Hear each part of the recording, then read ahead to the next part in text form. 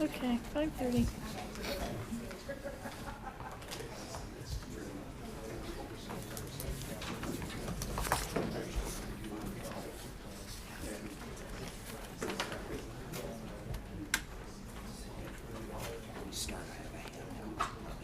We're starting right now. Okay, good evening, everyone. We'll go ahead and call to order the Sacramento Regional Transit Board meeting for Monday, August 28, 2017. Clerk, please call the roll. Director Budge? Here. Director Hanson? Present. Director Harris? Here. Director Hume? Here. Director Jennings is marked as being absent. Director Kennedy? Here. Director Slowey is in for Director Miller. Here. Director Natoli? Director Chenier? Here. Director Cerna? Here. Chair Morin. Here. With that, we have a quorum at 100 votes. This meeting of the Sacramento Regional Transit District will be cablecast without interruption on Metro Cable 14, the local government affairs channel, and will be streamed live on RT's website. Tonight's meeting will air on August 30th at 6 p.m. and replayed on August 31st at 9 a.m. on Channel 14 and webcast at www.sacmetrocable.tv. It is also closed caption. Members of the audience wishing to address the board should fill out a speaker card located at the rear of the room and provide it to me or Adam. Please speak into the microphone and state your name for the record. We would appreciate everyone turning off their cell phones. Thank you. All right, thank you, Cindy. Would everyone please rise and join me in the pledge? I pledge allegiance to the flag of the United States of America and to the republic for which it stands, one nation, under God, indivisible, with liberty and justice for all. All right, first item, please. Public addresses of the board on matters not on the agenda. Okay, thank you. We do have a number of requests to speak on business from the floor this evening, and we'll start out with Helen O'Connell, so if we could get her some sound there.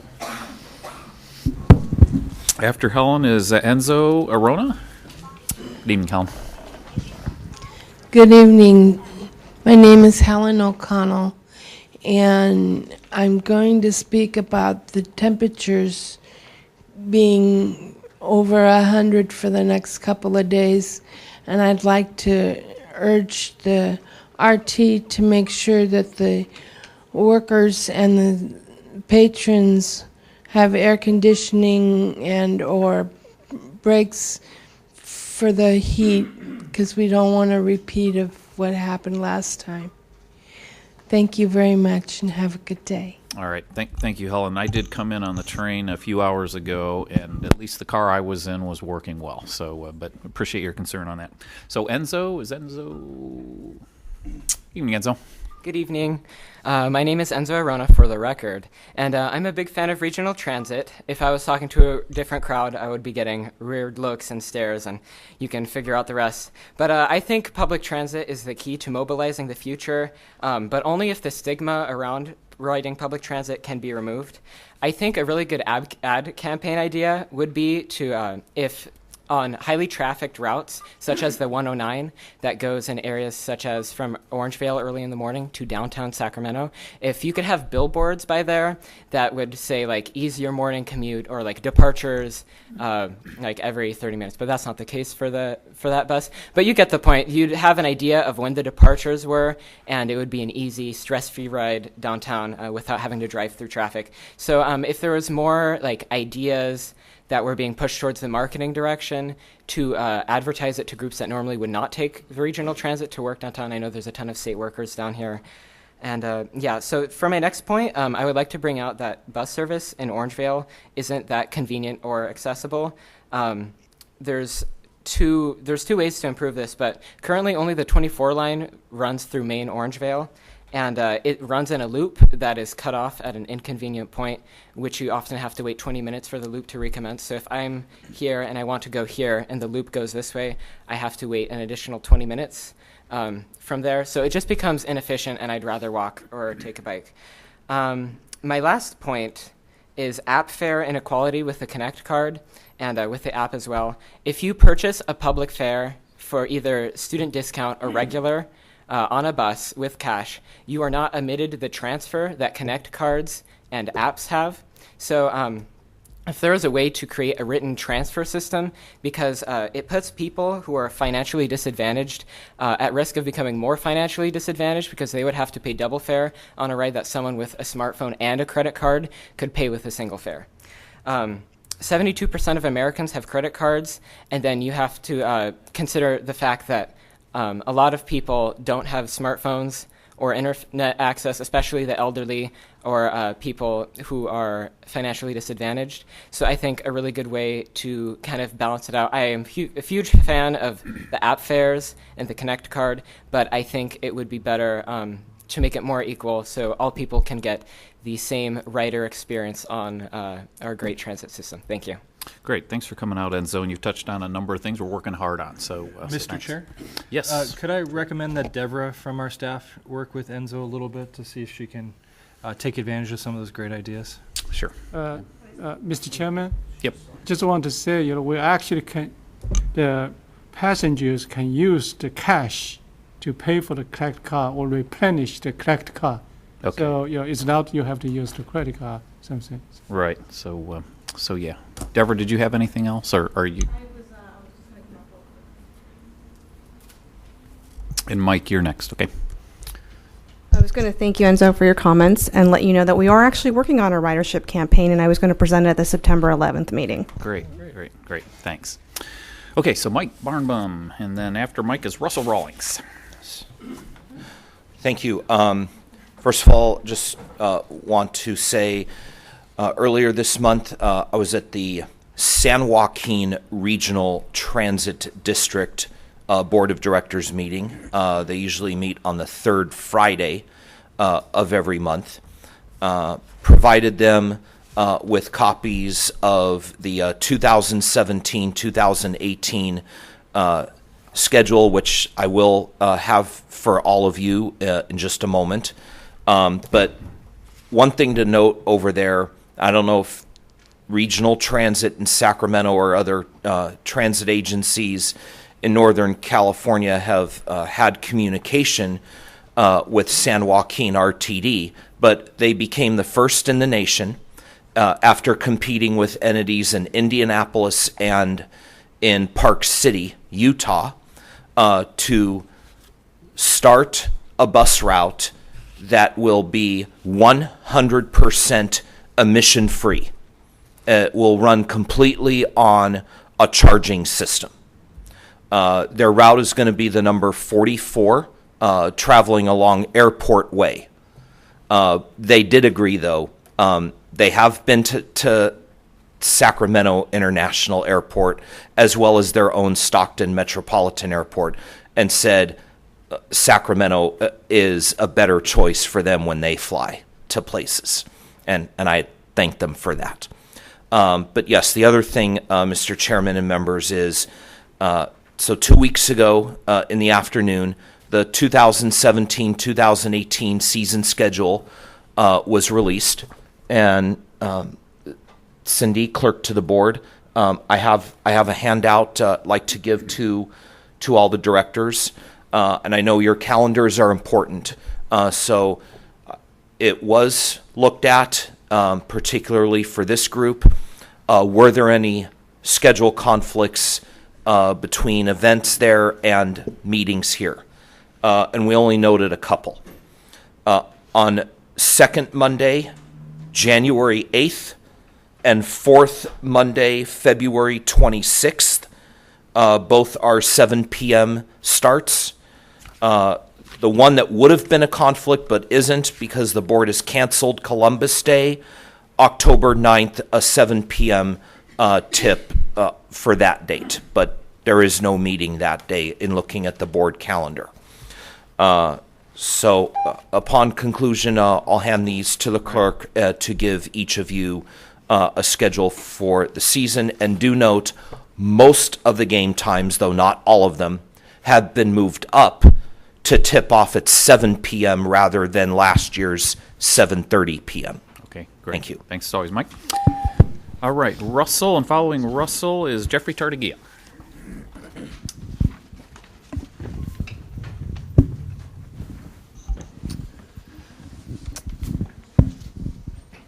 Good evening, Russell. Good evening, members of the board. My name is Russell Rawlings. I am president of Dogfight, Disability Organizing Group for Initiating Total Equality, and a member of SAC-TRU, Sacramento Transit Riders Union, and a board member of Organized Sacramento. And I'm here this evening because it's clear that we've got a very packed agenda, and I just needed to comment for a moment on how just bizarrely stacked this agenda appears to be this evening. We have, as you've heard, some youth that are coming to speak and talk about this inequality with the FAIR app that's being created. We'll get more to that in the agenda items, but I just wanted to state that it is dismaying that it appears that the board is making decisions, grand decisions, with no public outreach whatsoever. These are important decisions, so I encourage everyone to stick around that's here. Stick around and hear what's going on. You're going to see the giving away of our public resources to private entities this evening. Thank you. All right, thanks, Russell. Jeffrey, and following Jeffrey is Rick Hodgkins. Well, board, I'm going to leave after this public comment, so I will comment on your full agenda.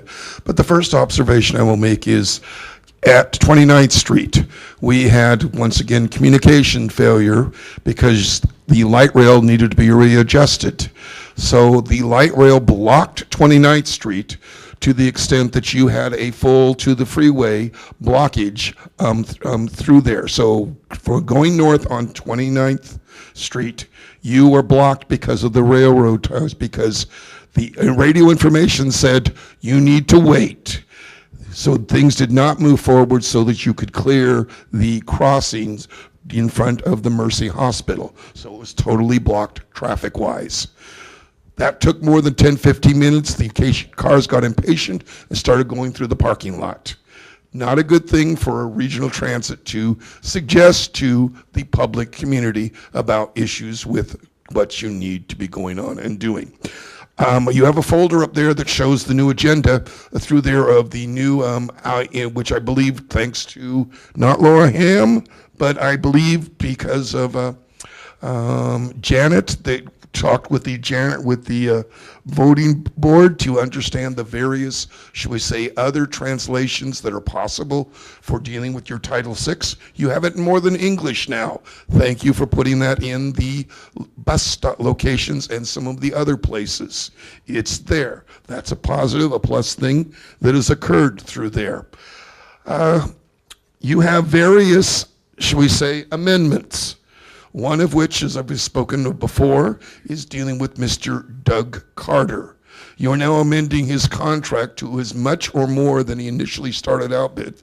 And it's now, over less than a 2 or 3 year period, $550,000 or $520,000? Is the 50 objects that he implemented Henry's or his? What's going on here? What performance evaluation is going on? You have another one on here dealing with amending of a temporary contract for an attorney.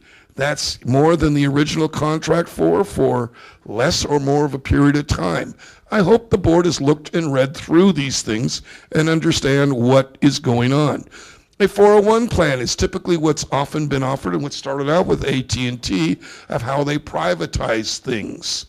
I'm hoping that we're not going down the pathway of RT perhaps considering a privatization sometime in the future. But that is how with AT&T it started, of related to as retirement plans, and then you privatized AT&T. Oh, my time is up. You got 15 seconds, sir. Oh, well, a few more seconds through there. You also have in front of you this thing that you need to look at for dealing with, and read it, somebody, so you know what is being affected, because your mobile app, and the other thing that became clear of last MAC meeting. That's okay. You'll find out when you read it. All right. Thanks, Jeffrey. All right, Rick Hodgkins. And we'll get, here comes the mic there for you, Rick. There you go. Hello, everyone. Long time no see. First, I'd like to say that Mr. Harris and I saw each other at the state fair about a month ago. We were riding the chairlift. He was going to the Midway. I was going to the kids park, because I always start with the rides there and then work my way to the main carnival. Every year that I go to the fair, I attend twice. So, two things I want to mention real quick is twice in a week or so, I've taken the train from Watt and I-80 to downtown, and while I did not see a sign by the elevator today suggesting that it was out of order, I took the stairs so as not to have to wait for the elevator. And by taking the stairs, because I use a cane, it slows me down going down the stairs, and I'm always afraid I'll miss the train. Luckily, 2 times in a row now, I have not had to miss the train. The train came about 2 to 5 minutes after I made it to the platform, and I managed to get on and get a seat. With that said, however, I hope that the elevator is being worked on. Second, what might be a good thing, I know this is done at Sunrise and at Watt Manlove, is having the tracks elevated, so that, maybe that may need to be an alternative for the future, is to have, the crossings over roads perhaps elevated so that cars, because the fact that cars were backed up to the freeway, I've never heard of such a thing. That's a newbie for me. And also, as someone mentioned the 24 not being very convenient, I will say that on the weekends, the 21 is not very convenient. Only half the route is done on the weekends. It only goes north of the mall once an hour on the weekends and stops early. So, and yeah, that's all I have to say, and maybe I'll say more later. So thank you. All right. Thanks, Rick. Thanks for coming out this evening. Okay, that concludes requests on business from the floor. So next item, please. Consent calendar items 1 through 7, noting that you have a speaker on item 5. Okay, so entertain a motion on items 1 through 4 and 6 and 7. Mr. Chair, Yes, you have can we a, pull item 5 and item 7, please? okay, so 5 is pulled, so 7 as well. So how about 1 through 4 and 6? I'll move the remainder. Second. So moved by Director Hume, seconded by Director Hansen. Please, or all in favor, signify by saying aye. Aye. Any opposed? Abstentions? Motion carries at 100 votes. Okay. Item number 5, resolution approving the Fifth Amendment to the contract for operational assessment and implementation of recommendations for cost reduction and revenue growth services with Douglas Carter and MBO Partners. And Laura Ham is here to answer any questions. Okay, very good. So I do have a request to speak on this. Linda, you want me to bring Russell up here Sure, first? go Okay, ahead. so Russell Rawlings. Good evening, Russell. Good evening again, Board. Thank you, Director Budge, for pulling this item off the consent calendar.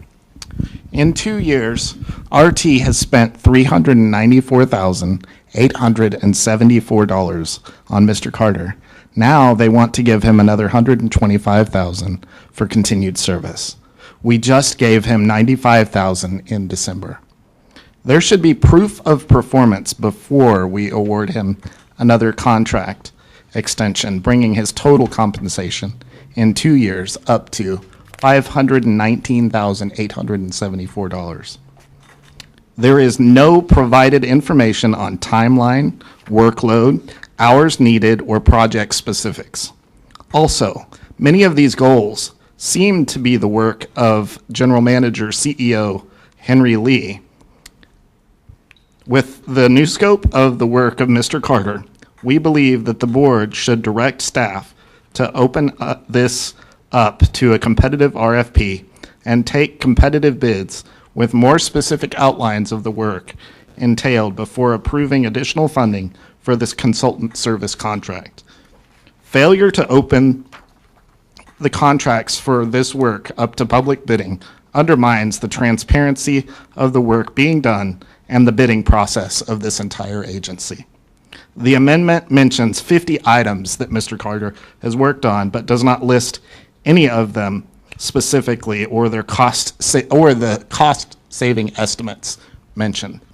We demand that a performance analysis be done to evaluate the work product, cost reduction, and revenue growth contributed by Mr. Carter. Thank you. Okay, thanks, Russell. And so Director Budge? Yeah, looking at the looking at the $500,000, that was sort of a red flag. It just seemed a little bit like a construction contract that starts off with a low bid, which we're obligated to do, but then all of a sudden, with change orders and whatnot, ends up being a considerable amount more. And I do appreciate the fact that aside from the incredible value that he brought right at the beginning in help organizing the whole response to the private sector committee and the strategic plan and a variety of things like that, and obviously, there's a potential that additional tasks have been added as time has gone on. Because it's really, curiously, I think it's actually been about 3 years now since we first started this discussion. But then, similar to the comment just made, when I look at the 3 primary work areas, implementing strategy and plans, executive coaching, and cultural change, and I think about the background of the reasons that there was no question that our executive director had earned a raise, it seems as though continuing to have some assistance in continuing to implement strategy and plans is probably needed. But in terms of executive coaching, that one's kind of a head scratcher. And then cultural change, we've all complimented Henry on the incredible work that he's done with the executive team in creating a cultural change and empowering middle managers and giving them the freedom to have more control over the way their departments run, so they have more ownership in the whole system and probably more productive input than perhaps they had in the past. I can see a need for item 1 of 3, but for me personally, 2/3 of what's being proposed here is questionable, and so I could see a raise that would amount to about 1/3 of that, or an add-on to the contract of about 1/3 of that, but the full 100% that's being proposed seems a little excessive. And quite frankly, we haven't seen Mr. Carter very much, at least in the last year, except for a couple of phone calls which were not personally appreciated at times about specific issues coming before this board. So it just seemed that having an opportunity to discuss this might be a really good idea. Okay. Director Natoli? Yeah, I don't so much have a question. I guess just a comment that the staff report obviously is intended to be a summary, and I appreciate that. But I think in light of, basically the largest increase to the contract, and what is a bit vague, and I think what I took in the last paragraph where it said his continued services will allow for the identification and implementation of further cost-saving opportunities. It's really not spelled out very clearly here. Maybe contract is designed to be flexible, and so that may be negotiated that way. But I guess I would say 2 things.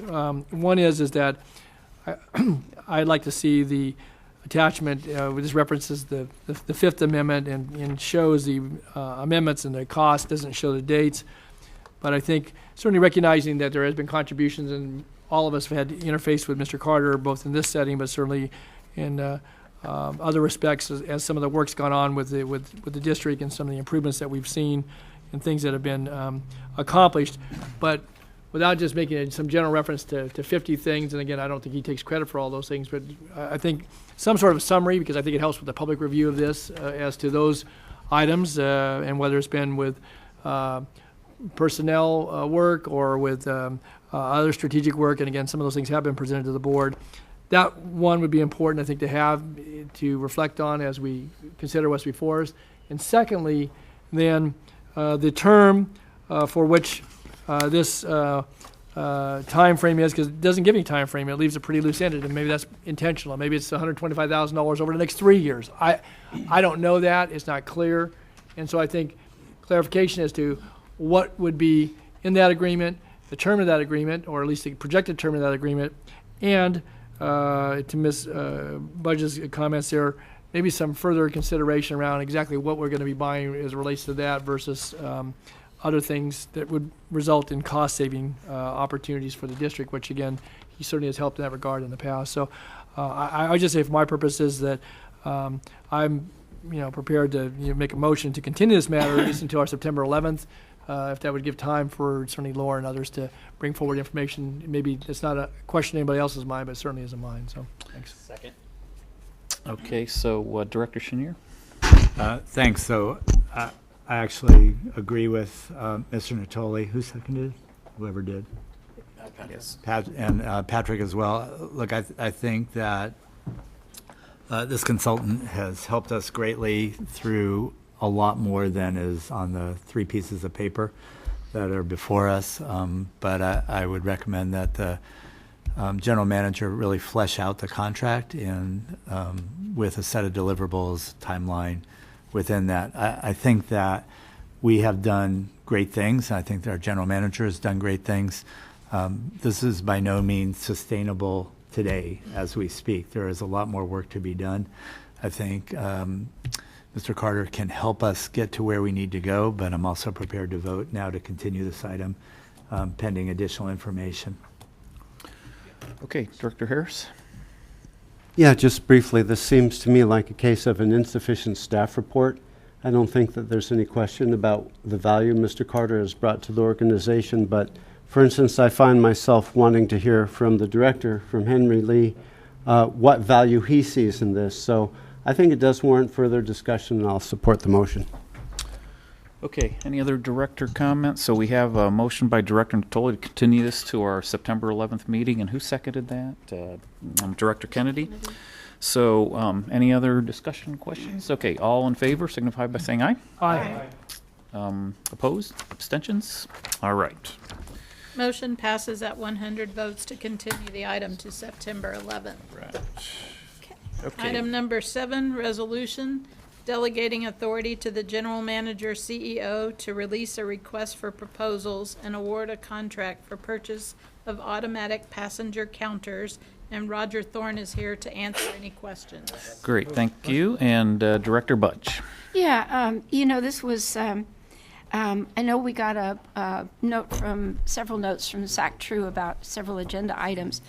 And I was certainly persuaded by their point that we need to make sure that if we're going to spend $2.2 million, granted that's not enough to buy a new fleet, but it is a significant piece that could be put to that. So of what value are these passenger counters? There's no question that the way you count passengers right now is haphazard at best. So we do need that information. But then I got some information that perhaps these are interchangeable and they could be used on new vehicles. So I thought maybe you should have an opportunity to explain that. Thank you. I appreciate that. Good evening, everybody. Yes, absolutely. The equipment specifications that we've given to our procurement department require that the equipment be completely retrofittable. And that's very standard in the industry. We actually have a very common practice of that here at Regional Transit. We do it a lot with our vehicles, our bus vehicles. As a matter of fact, our most recent Gillig purchase required a significant amount of equipment coming off of the old Orions and migrated to the Gilligs. We moved radios, we moved onboard digital video recorders, we moved onboard computers, automated passenger counters. It's a pretty common practice. We don't like throwing away usable equipment. And so for very relatively low cost to the district, all of this equipment could easily be removed from obsolete vehicles and installed in new vehicles when they happen to arrive. Great. It's simply just a matter of making sure that the car vendor understands what equipment we intend on retrofitting into the vehicle when it arrives so that it's properly plumbed for all the gear before it gets here. Sure. I appreciate that. Oh, you bet. If nobody else has any questions, I Mr. Hanson? Yes. Because otherwise I'll move the item. I'll second that, but I was trying to remember, Henry, or maybe you can answer the question. Is ridership a component of the federal funding formula? Indeed, yes. So as we accurately count riders, we may be able to get more in our federal funding formula, if assuming that our current counts are artificially low. Yes. Don't forward it. Okay. I'll So, second the item. okay, so additional comments, questions from directors? Okay, so that was item 7, moved by Director Budget, seconded by Director Hanson. All in favor? Aye. Any opposed? Abstentions? Thank you. Motion Thanks, carries at 100 votes. Next item is the General Manager's Report, item number 8. Okay, Henry. Yes. Good evening, Chair Moran, members of the board, and the public. First, I would like to take a moment to thank Mr. Mike Bonbon, Socrates Community Ambassador and founder of Right Downtown 916, for providing a detailed proposal on the route options for the potential relocation of bus service at the Watt I-80 area. If you see the screen, that is, in his report, Mike has outlined route-by-route concept and has provided the associated impact and the benefits of each, including a reimagining of Elkhorn Greenback Road corridor and also service to the airport and the anticipated Amazon distribution center. It's a very comprehensive report. His effort will greatly assist us in developing a foundation for future service plan. Thank you very much, Mike. Okay, Mike, you can take a bow, but you can't speak, okay? So. Thank you. It was a major undertaking. I want to thank Mark Lonergan for the task. And I wrote this while returning from an A's-Angels game at the Big A to Sacramento via the San Joaquins. Very good. Thank you. Thanks for your efforts on that, Mike. Sincerely appreciated, and thanks for recognizing that, Henry. You're welcome. Second, I'd like to recognize a group of dedicated professionals who made the Collect Car program a success. Over the past few months, a team of dedicated Socrates staff members, along with external staff members, working on the Collect Car program, has spent over 4,000 hours to ensure the launch of the new smart car system for the entire region is a success. I would like to personally give special recognition to these dedicated professionals. They are, can you guys just come front a little bit? And Casey Courtwright, the program administrator. Customer Advocacy Department Supervisor Jamie Cadbury. She's not here today. Here, I'll give her a hand. Customer Service Department Manager Matthew Wayman. Don't know if he's still working. Our IT Department Director Roger Thune. Roger, raise your hand. And the IT Manager Vendit Buttraja. And as well as other staff members. The launch of this project, everybody knows this is a 10 years project, $20 million project. And the launch of this project has been a great success since, just in last year or a little bit over a year. Since the full launch on June 15th, we have only experienced minimal customer complaints. We received some complaints actually in this session too, in the board meetings, but which for a project of this scope is a very complicated project. Normally receive a huge amount of the complaints. So for us, this is still a nice accomplishment. Just want to really appreciate the team because you guys showed strong professionalism by bringing this launch on schedule, showing dedication to the customers, by being extremely responsive, finding creative solutions, and always keep the customer's best interest in mind. So thank you, guys.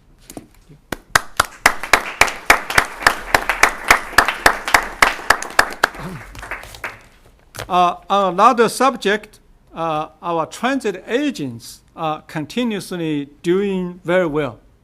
Allow me, especially when it comes to enforcing the paid fare zone at light rail stations.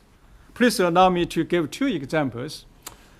Last Friday evening, during the peak commute time, I had a ride-along with a long-time RT rider.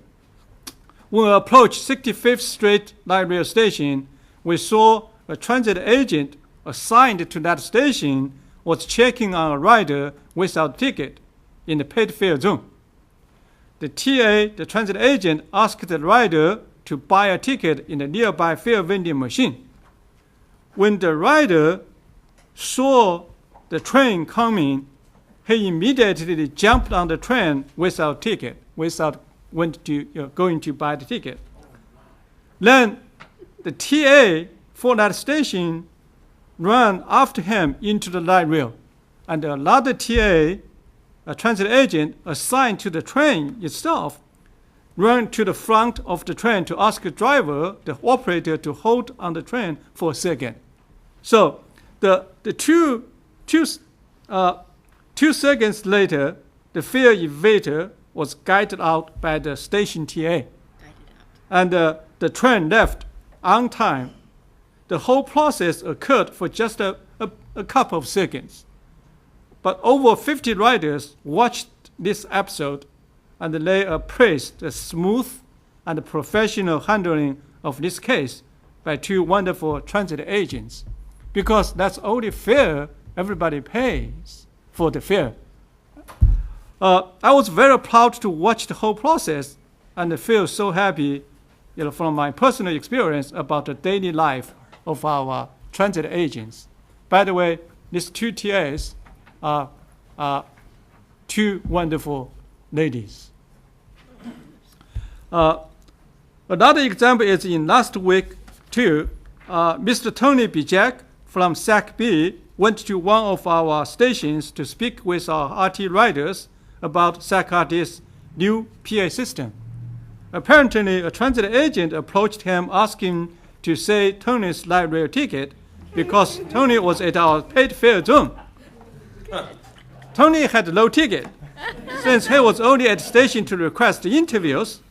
So he started dropping as fast as he could, and to keep from having to leave the station, fortunately he called Deborah Selenis, who made sure he did not have to leave the station so he could continue his work on a recent news article called Big Brother is Watching and Lecturing Sacramento Transit Riders.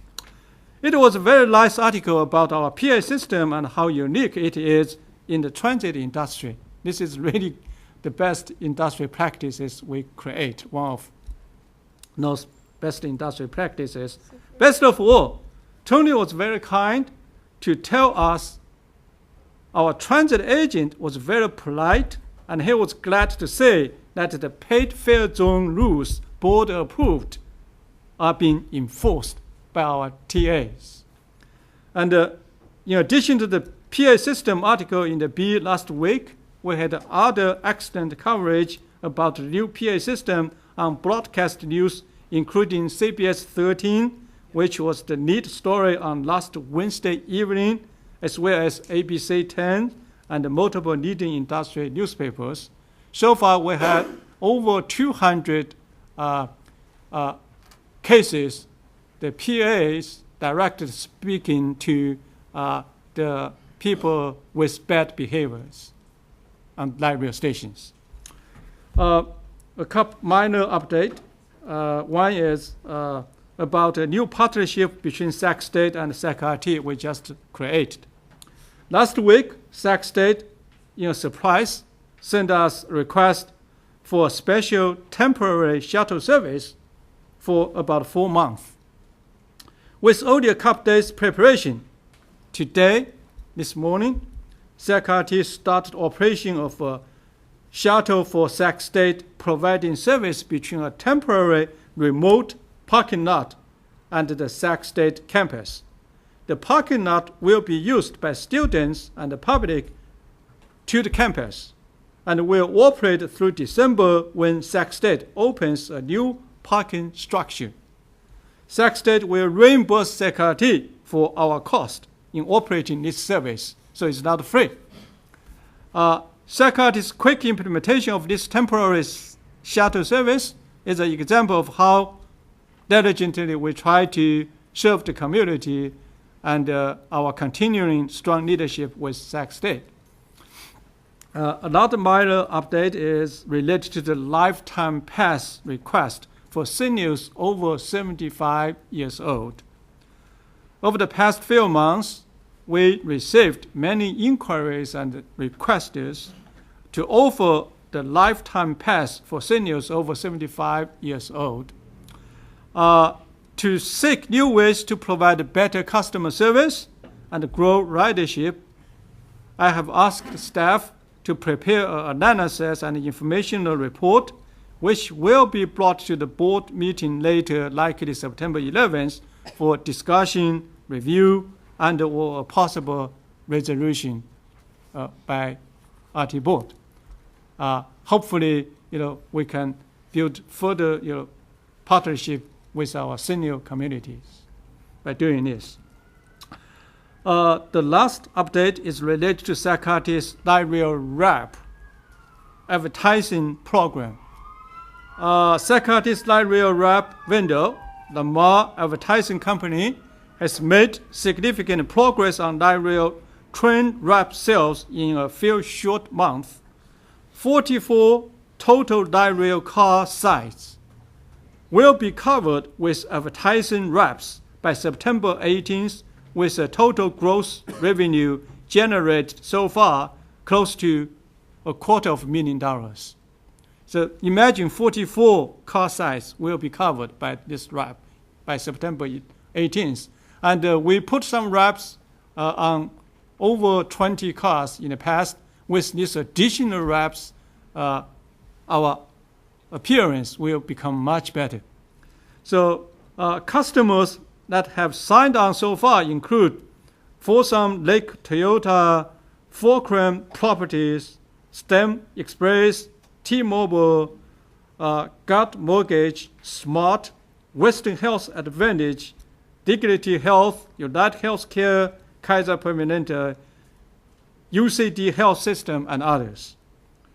The Lamar Advertising Company's momentum has grown exponentially since June, and we expect it to continue as our potential new customers see the new ads on the system. This is literally, mobile ads throughout the region. These new ads will not only bring new revenues to SACRT, will significantly enhance our image and system-wide cleanliness effort. So this concludes my GM report, and I would like to invite Brent Berlinger, our CFO, to update SACRT's monthly financial report. Thank you. All right. Good evening, Brent. Good evening. Thank you, Henry. Good evening, Chair Moran and members of the board. Thank you, Adam. So we have, let me start out right here. So we've actually completed the first month of the new fiscal year. So we have the July results in, and things are looking really good. We actually have good forward momentum from last fiscal year going forward. And you can see when you look at the actual column, we have actually some new columns in here showing the variance in dollars and percentages. But when you look at the actual column, you'll see at the very bottom it says $470,000. That means we've generated $470,000 more revenue than expenses this month. So that's a really good sign. It is 1 month of data, but it's a good sign we're on the right track. When you look at this from a revenue standpoint, that's where we usually start. We look at it and we see there's really no big variance in total operating revenues. Those are all pretty minor. When you come down to the expense side, you'll see two positive variances that are pretty large, and that's in the salaries and fringe and professional services. So again, I don't have too much to say. It's good news. We're trending good, and that's what we have to say. As it relates to the revenue side, this is our revenue chart that shows how we did compared to budget for fare revenues. And you can see there, it's such a close approximation to the budget. We're within 1% of the budget when it comes to fare revenues. And so that number is about 2.3 million. If you look at the rolling trend on fare revenues, that's about right. Last year, at the beginning of the year, it was around 2.6 million. We're actually seeing that come down right now because as we move to electronic fares, we're going to see buying patterns change and people's using more of the stored value. So we're going to see that. We're going to expect this to kind of be a little lower, but that's okay. When you look at it from this year to last year, you'll see that variance is about 3%. And again, that's because of those fares. Right now, we're moving forward with this Connect card, and that's where you're going to see a big difference. The next chart we have is the fare box recovery comparison. Right away, you'll see that actuals is about 19.7 and our budget is about 19%, so we exceeded the budget there. When you look at last year, it's pretty close. We're just slightly below last year's number.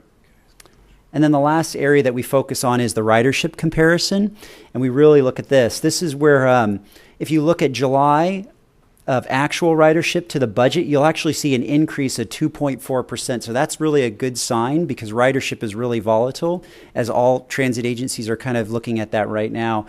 When you look at it compared to last year, you'll actually see the same month last year, you'll see a decrease of 3.7%. And at first gut, you think that's probably a bad thing. But actually, if you look at it last year, you look at the decreases last year, we had decreases of 16% and 11%. So what we're seeing is, hopefully we're seeing kind of a turnaround with ridership where it's kind of starting to level out. That's what we're looking for right now. So dropping only 3.7%, it's could be a good indicator. Again, this is only 1 month of data, so we'll bring back the next month, we'll give you some future information on the financial performance. That concludes my presentation. Great, thanks, Brent. Director Hanson. Brent, just real quick, I was trying to remember from a fare recovery standpoint, I thought that some of our federal funds required 23 or 24%. Yeah, that's a good point. It's 23%. It's the TDA money, so it's the local money, not the federal. Okay. But we're able to supplement that with local funds. So we're okay from that percentage. We would like to have a pure fare box recovery of 23% without using supplemental Measure A or other sources. So to comply with the rule, we can supplement, but right now we'd actually like to keep it around 23%. Is there a way to get that recovery ratio up to 23% so we don't have to supplement it? If we can get more ridership, then the fare revenue is increasing. So eventually we should get to let it go. However, we are giving more free ride days to our customers. So the revenue will be a little bit lower. That's why our fare box recovery ratio goal is not that aggressive because we're giving, for example, in August, there were 4 days, actually, 4 days we gave the free rides. So we try to give back to the community a little bit because our fare revenue was good. But that ratio, like Brent said, to comply with federal government's requirement, you can use the Measure A money and the fare box revenue money together where we exceed that. So our goal is still grow ridership, then grow fare box revenue, then get the fare box recovery ratio, only the revenue from fare box to get that 23%. How much are we having to, from a dollar value, supplement? Yeah. Supplement's a nice word for backfill. I want to say offhand, it's somewhere in the $3 million range. It might be a little bit higher. So what I'd love to see as we go forward is some more historical trending, Sure. even over a 5-year period about where our fare recovery ratio has been, because I remember it being above the 23% mark prior. That's a good point. Yeah, we did. We had, when ridership was at kind of the height, we had it as high as about 26 or almost 27%. And then you have to also factor in one part of the equation is revenues, the other part is expenses. So obviously over the years, expenses have kind of increased just from the natural inflationary costs as well. So if we cut $3 million in expenses, we would hit the 23% fare recovery. Is that what you're saying? it's one way to look at it too. We can, by controlling expenses, you have, You did cut $12 million to get to the 23%. $12 million cost because that ratio is, Yeah, I get it. Yeah. Math was never my forte. But your I do point also is taken, think, yeah. we should at some point come back as we look at the system enhancement work, trying to figure out how we get that number up so we don't have to spend $3 million on supplementing it that we could use on other things. All right. Any other questions, comments from directors for Brent or Henry? I do have a request to speak on this item. Rick Hodgkins. Can we get Rick the microphone there? Thanks, Adam.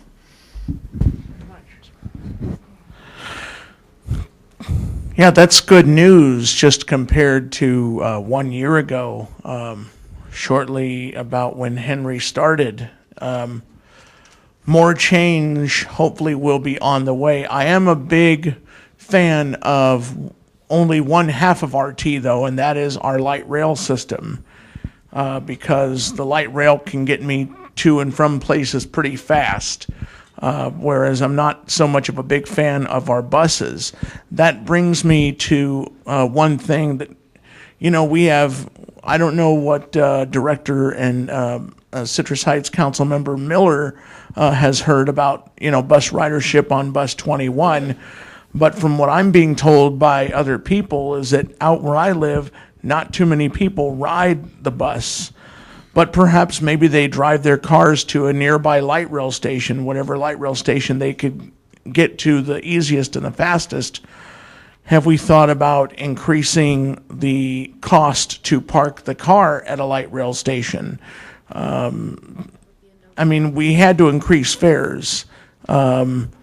But what about maybe leveling the playing field and increasing parking, times at the light, kind of like what they do at Amtrak. Of course, Amtrak's a different story because some people park their cars and get on the Amtrak. I've seen people come into the train, they come in from Cameron Park and El Dorado Hills, they board the train at historic Folsom at Sutter Street, and they come to work either at Franchise Tax Board or at other places downtown, and they park their car at one of the stations in Folsom. Also, many of you might be aware that I am a client of Alta California Regional Center, and I got my brand new ID card. I have a sticker on it for this month of August. Hopefully by next week, they would have loaded money on the card so I can learn how to swipe it, when I get on the bus rather than receiving a different sticker. If I don't receive a sticker for September, I'm going to assume that I'm going to make the assumption that the money is located, the money has been loaded onto the card, and I can go ahead and take the sticker off. And, the stickers are, a thing of the past. Also about the PA systems, I have yet to hear a PA system sounding. What I mean by that is for those that do not have iPhones, like I have an iPhone 5 and I'm able to get transit information on my iPhone for all transit systems, RT, Amtrak, Muni, you name it. But for those that don't, for those that just have a flip phone that are, who are blind, the PA system needs to tell them when the next light rail comes, and also at night when the buses are still running but customer service is closed. How will they know when the next bus comes? Thank you. All right. Thank you very much, Rick, for those points. Okay, that is all I have on a request to speak on the general manager's report. So next item, please. Item number 9, information, SAC-RT's mobile fare app and Connect Card update, introduced by Brent Berniker. Okay. Hello again. So the purpose of this presentation is to give the board with kind of an update on where we're at with electronic tickets and electronic fares. There's been a lot of discussion about this, so I hope I can kind of dispel any myths and kind of encourage people to look at this as a kind of a new way of RTs doing business, but still allowing people to use cash and coin in the meantime at the same time. So over the past couple years, RT's been making a lot of technology advances here. We've done things where we've added new credit and debit for our fare vending machines. We actually updated our whole bus fleet with new fare boxes because those were aging. Those were about 15 years old. And then more currently, we've introduced this Connect card and this mobile fare card. With these improvements really aren't meant to eliminate cash or coin. What they're meant to do is enhance the customer experience. What we're finding is that with the Connect card and the mobile app, these are complements. They're able to speed up boardings, they're quick, they're easy to use, and they significantly reduce the risks that are associated with paper prepaid tickets specifically. And I think I've brought this up at some other board meetings. We have this paper ticket where we sell it, usually 10 to a bundle, and individuals have to hold on to those tickets, validate those tickets at a fare vending machine. There's, obviously there's the risk that you lose your ticket. There's ticket handling costs. There's fare vending machine validation issues. With a Connect card, it's all done electronically. It's a much easier system. With a mobile fare app, it's done really easy on your phone, and it's a flash pass to the driver. So this was just kind of our point here. These are some of the issues that we've had with doing business the old way, which is this prepaid ticket. It's been slowing the boarding times. There's been lines at the fare vending machines. We want to move away from that and move into this new system. All right. So the one thing we've done is we've launched what we call as the Connect card, which is our smart card system. And here's a picture of the Connect card. And there's a lot of benefits for this system. First of all, it's a regional card. That means you can buy one card and you can use it with the 9 different transit agencies around town. Much different than with a ticket. You'd have to have all these different tickets. It's easy to use. There's no waiting in line. The big thing here is that we're hearing is free transfers within 90 minutes. That's a big advantage for people. A lot of people have voiced a complaint that with the Connect card, you have to have a bank account. With a Connect card, you don't. You can actually go to our customer service location. You can bring cash there. You can go to the Rayleighs, and you can reload these cards with cash and coin. So what we're trying to say is we're just giving another way for people to use it and still be able to have free transfers within 90 minutes. The next thing we have is our mobile phone. A lot of the same advantages occur with a mobile phone. No waiting in line. No equipment is needed. You don't need to carry another card with you. And it really speeds up the boarding times. So this next slide is basically kind of giving you a timeline of what we've done with the Connect card and where we're at today.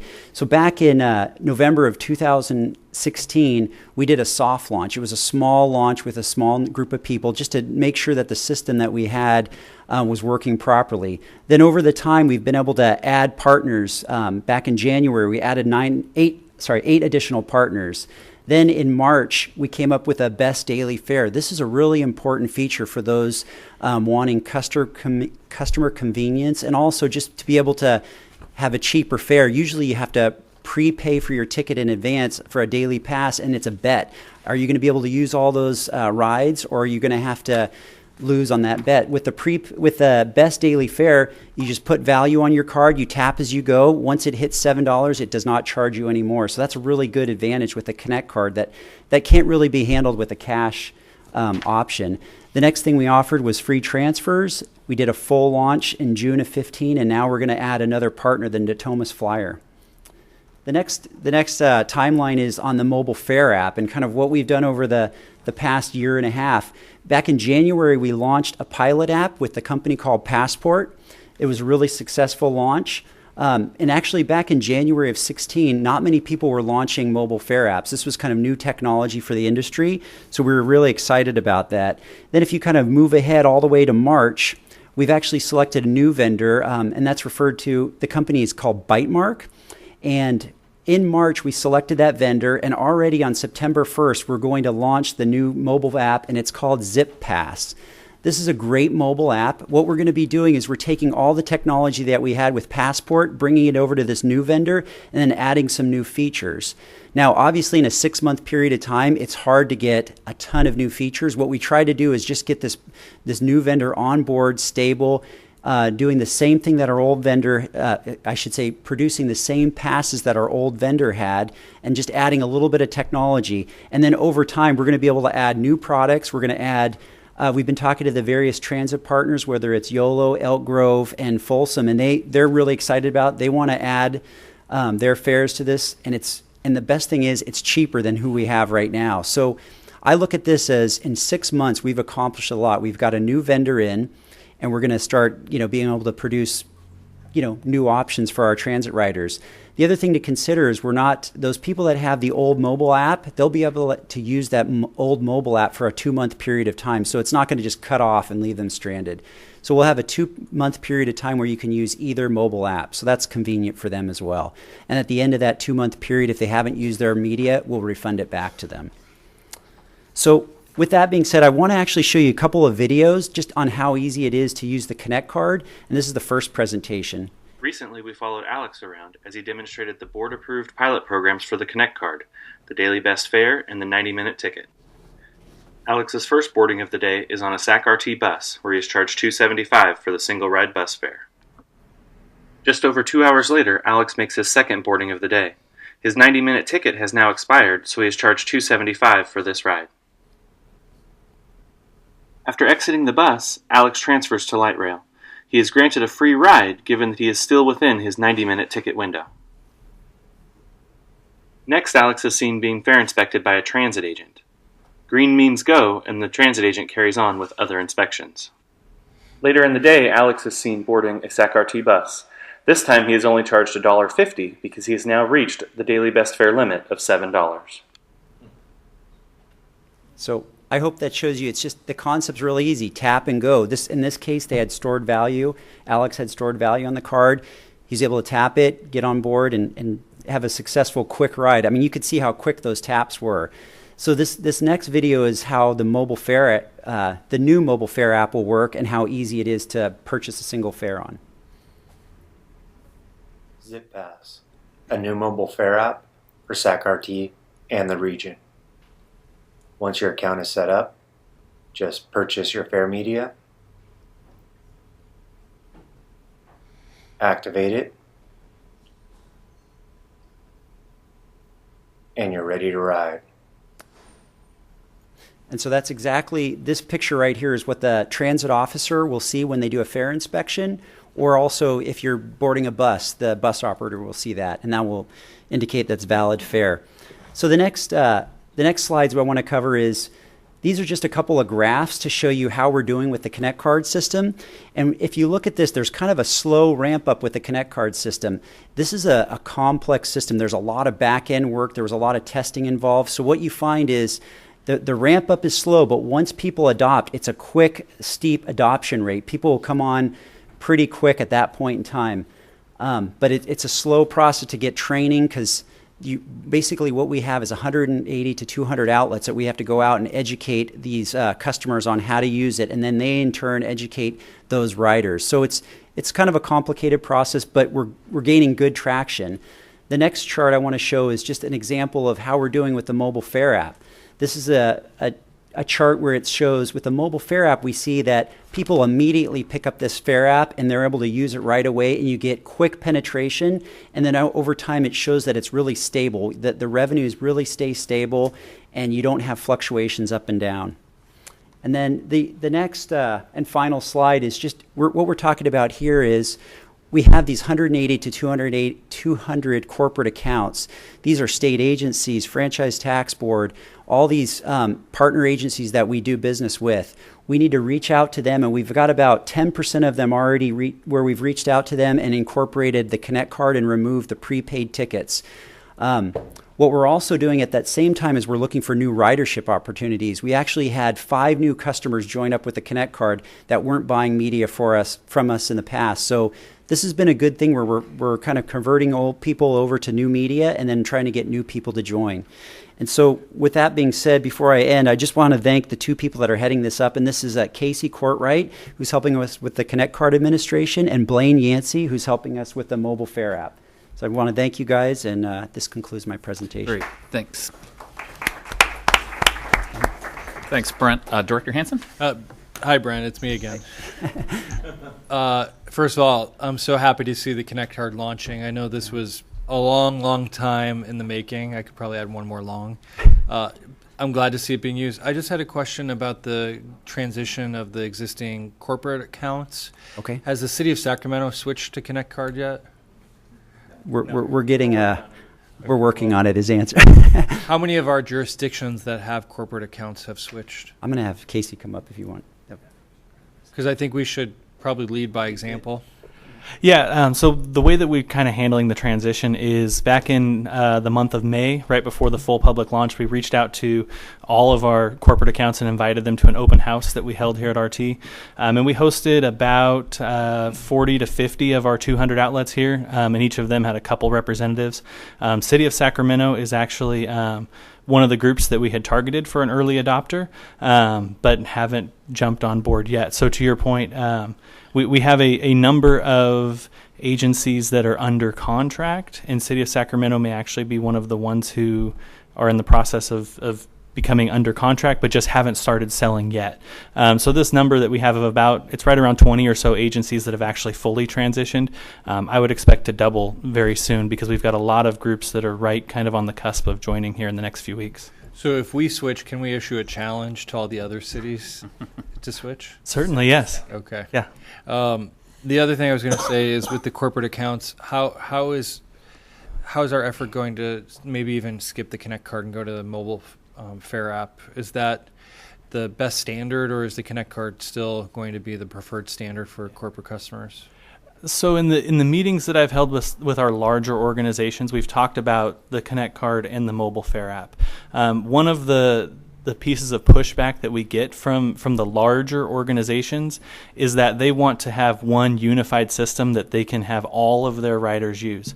And what we found with the mobile Fare app is that while 80% or 90% of state employees own a smartphone and are willing to use it for a prepaid fare, that's not 100%. And so the state agency itself says, well, we'd prefer the Connect card because we can hand that out to everybody and say this is your transit fare moving forward.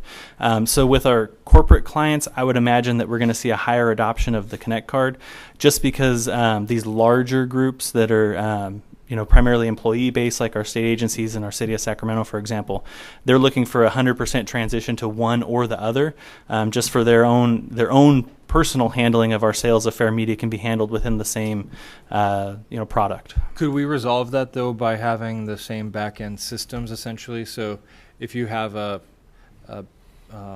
app account and you have an account provided through a Connect card by your employer, that they can be sunk up so that you don't have to choose? You could use one or the other. I mean, I think that's the future where we'd like to go.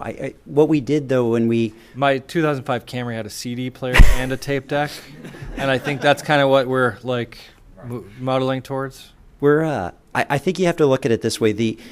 Remember how you said Connect card it's been a long process. Yeah. There has been a lot of time and development that has been spent on that project. It's been over 5-10 years, however you want to look at it. With a mobile app, again, it's only been a 6-month time with this new vendor. They have a robust back end system that we can utilize, and it can give the same discounts that the corporate accounts can do.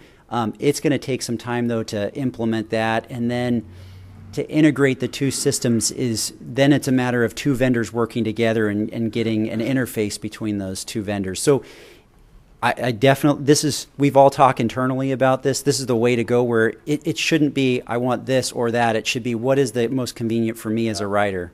And I think we're going to move in that direction. It's just a matter of, we want to get this mobile app going at the same speed as a Connect card and then figure out how we merge the two back ends. And this is the contract we have with Bytemark is a 3-year contract. So that kind of gives you kind of an idea that if technology can change, we have options. Well, maybe we can put that on a goal for 2018. Thanks. Okay. Great. Thanks. Director Budge? Okay. So I focused on the mobile app portion of this staff report as opposed to the Connect card. And there's a lot of us who ride the train frequently but don't take the train every day to work. And so the mobile fare app really works. Great. And I have both Ride Sac RT and Alert Sac RT on my phone. And I hate the new name, period. I don't think Zip Pass says anything to anybody. It sounds too much like Zip Drive, Zip Cars, and Zip Bicycles. So if you want to ultimately, if you want this to become regional and have a name that everybody can identify with their own individual transit agency, especially RT, then call it something like Connect Pass, okay? But Zip isn't it's becoming one of those words that's overused, and it just does not relate to, it relates to too many other things. So that would be my number one comment. Okay. In terms of user friendliness, in terms of user interface, the mobile app really works. And of course, we use it because we would never drive to a King's Gate. We always take the train. And there has not been, I really think there has not been a ride go by that we haven't had this conversation with somebody else on the train. You need to put the mobile app on your phone, and it really works at the end of the game, because there can be a line at the ticket vending machine, and it's dark, and the lighting may not be really conducive to viewing what it says on the machine, and you've got to figure it out, and so on. Yep. So if you just buy the tickets for the going and the coming, when you start off, it works really well. So the only problem I have, and again, in terms of user interface, is then remembering where to find the little 3 lines or whatever it is on the mobile app so I can show the transit agent that I really do have tickets.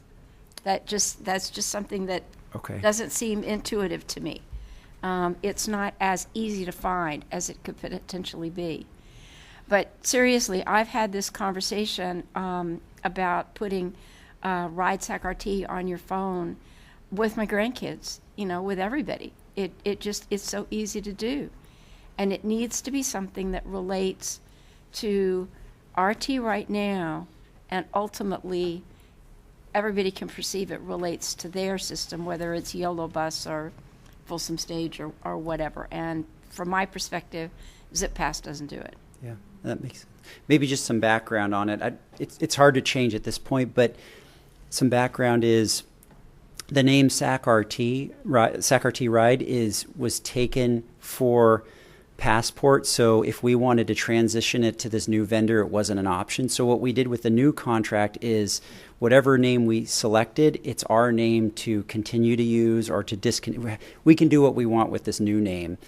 The consideration that we also had to take into account was we knew transit partners had been wanting to join on the mobile fare app, and they didn't like the idea of it being called something with RT. It makes sense what you said. I'm just giving you some background. It's like it was hard for them to stomach something with RT, so we tried to come up with a more of a neutral name, and it doesn't always appease to everybody, but I just want to give you background. Okay, so if you're fishing around in Play Store, though, how do you know you're looking for something that has to do with transit? Yeah, I'm not. You got to know you're exactly valid. what Yeah. it's called. It's tough. We talk to the vendor a lot. They've had other applications where they've used Zip in the transit space, and so that was one of the ideas. We wanted something that talks about speed, talks about a pass, but it's always a difficult thing to come up with a name. There's a lot of names that we had that were taken. We thought, oh, this is a great name, and then you go out and you find that the app was taken. So we settled on a name that was, again, from a regional perspective, something that everyone could kind of settle on, and that was just some background for what it's worth. Okay, so then the only other concern, and I still disapprove. Yeah, that's understandable. The only other concern regarding comments that we're probably going to get tonight, and certainly have gotten on the email, just a request that we continue to talk to the various committees that we have in terms of surveying people about user friendliness, user interface, making sure that people have an opportunity to comment on things, and if timing is delayed on something or other, you don't just push it out because the contract says push it out. If you truly don't have all the parts, don't just push it out for the sake of accomplishing that. Thank you. I just to follow up on that too, we definitely don't want to work to a timeline. What we wanted to do though is, one of the problems with a mobile fare app is it starts getting momentum, and what you want to do is, we know that there's going to be new arena riders that are going to be coming on board, so we wanted to get a mobile fare app that could come in before the new schedule and for the new riders that are out there, and for whatever new service we put out there as quick as possible. We did take feedback from many of the riders on this new mobile fare app to improve on what we already had with the existing mobile fare app. And let me kind of explain that a little further. One rider, and actually not just one, many riders had mentioned that when you purchase your ticket on the old mobile fare app, the problem was you always had to have cell connection, and there was no way to store it on the phone. With the new phone, you're able to keep it in the cloud or directly keep it on your phone. So the minute you lose connection, you still have that fare to show the fare inspector. So we added these new features that were based on riders' input, but we have a lot more to do going forward. We need to reach out more, but what we wanted to do was get this new mobile fare app out there for the public to start using it just the way they were using their existing mobile fare app, and then slowly build on it as time progresses. Well, and I do understand that, and quite frankly, if you look at your chart about the mobile app monthly sales, if you notice there's a significant jump between September last year and October when the Kings games began. Yes. And so you could probably easily correlate that, especially when you consider those first couple of trips when the trains were absolutely jam-packed. Yeah. You know, it kind of tapered off as time went on, but right at the beginning, the trains were stuffed full. It was really terrific. So we got to do more. I agree with your points. And last year there was a challenge between, at least from a customer standpoint, it looked like there was a challenge between getting the Kings organization to do the same degree of advertising that RT was doing in terms of how great it was to take the train. So somebody over there needs to know that the app name is changing so that they can start advertising that too. Yes. Okay, any other comments, questions from directors before I bring up our speakers' requests here? Okay, so Helen O'Connell, we'll start with Helen there, and after Helen is Mike Barnbaum, and after Mike is Russell Rawlings. Evening, Helen. Good evening, Helen O'Connell. I'm aware that mobile apps are a good thing and a lot of people can use them, but I'm concerned that a lot of your new technology is going forward without being mentioned at the MAC meeting. It's the Mobile Accessibility Council, Advisory Council, and we're here to give you input to make it more transitional capabilities. We'd like to make sure that this mobile app has more than just English available. Also, visually impaired features so that if someone is visually impaired, that it would be read to them on the phone. That is a possibility. It just needs to be implemented. I'm concerned that it was supposed to be available as of 8:15, and as of last Saturday, you couldn't get a hold of it. And that only leaves you a couple of days to make sure that you can download it. technology should make transit more accessible, not less accessible. And those are just a few points that I was concerned about. Thank you. Great, thanks. Thanks, Helen. Mike, and after Mike is Russell Rawlings. Thank you, Chair Moran and members of the board. Before I get to the meat and potatoes of my comments, to address Director Budge's questions and comments, we are now working with a new president of business operations at Sacramento Basketball Holdings.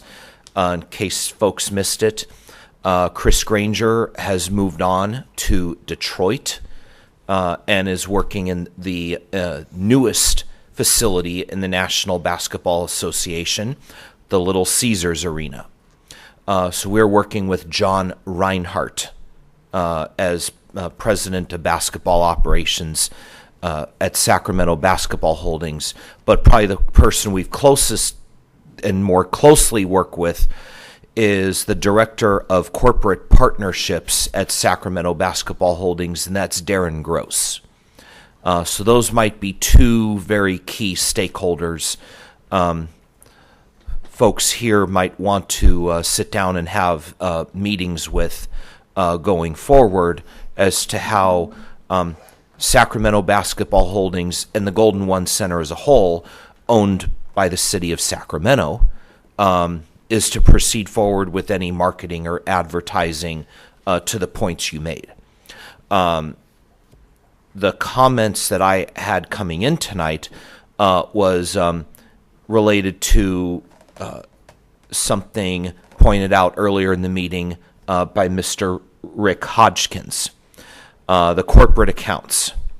So if you have or are being vended your pass by a corporate account and the transfer agreements don't change, so let's say your RT pass, okay, it's good on Folsom Stage Line, E-Tran, the transit system for the city of Elk Grove, YOLO Bus, and RT. But let's just say, I'm going to use myself as an example. On September 22nd, you want to take the Blue Line to Cosumnes River College, the South County Link to Lodi, and San Joaquin Regional Transit District to the San Joaquin JPA meeting, which will be in Stockton. Okay, so the pass you get loaded does not work on South County Link. They don't have an existing transfer agreement of such like E-Tran, Folsom Stage Line, and YOLO Bus do with RT. Can the recipient of the pass on their own financial means load cash on their card, but if they tap on an agency where it should be a pass, how would it recognize that and override their stored value, where only agencies that don't recognize the pass, where would it then recognize the stored value? Right. So then someone is not unfairly deducted stored value when they shouldn't be. Okay, great. Thank you. Thanks, Mike. Thanks for pointing that out. Let's see, Russell, following Russell is Enzo Arona, and then Rick Hodgkins.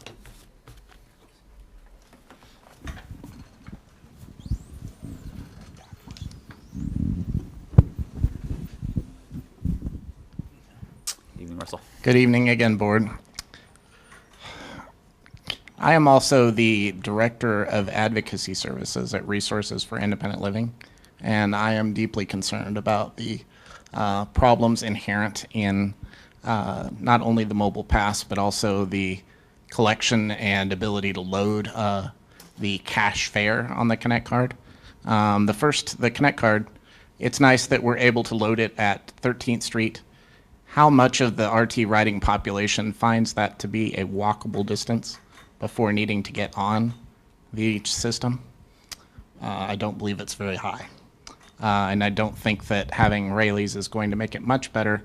Most of those locations have parking lots the size of small oceans. All right.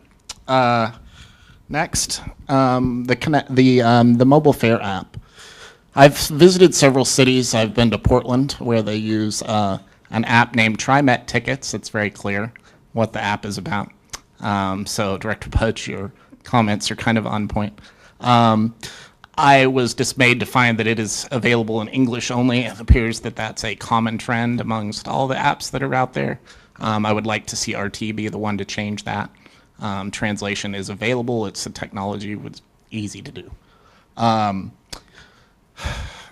I was also interested to see that there was an option that I thought was settings that might get me to a language option, but it actually said that it was a way to flag buses down with a flashing beacon.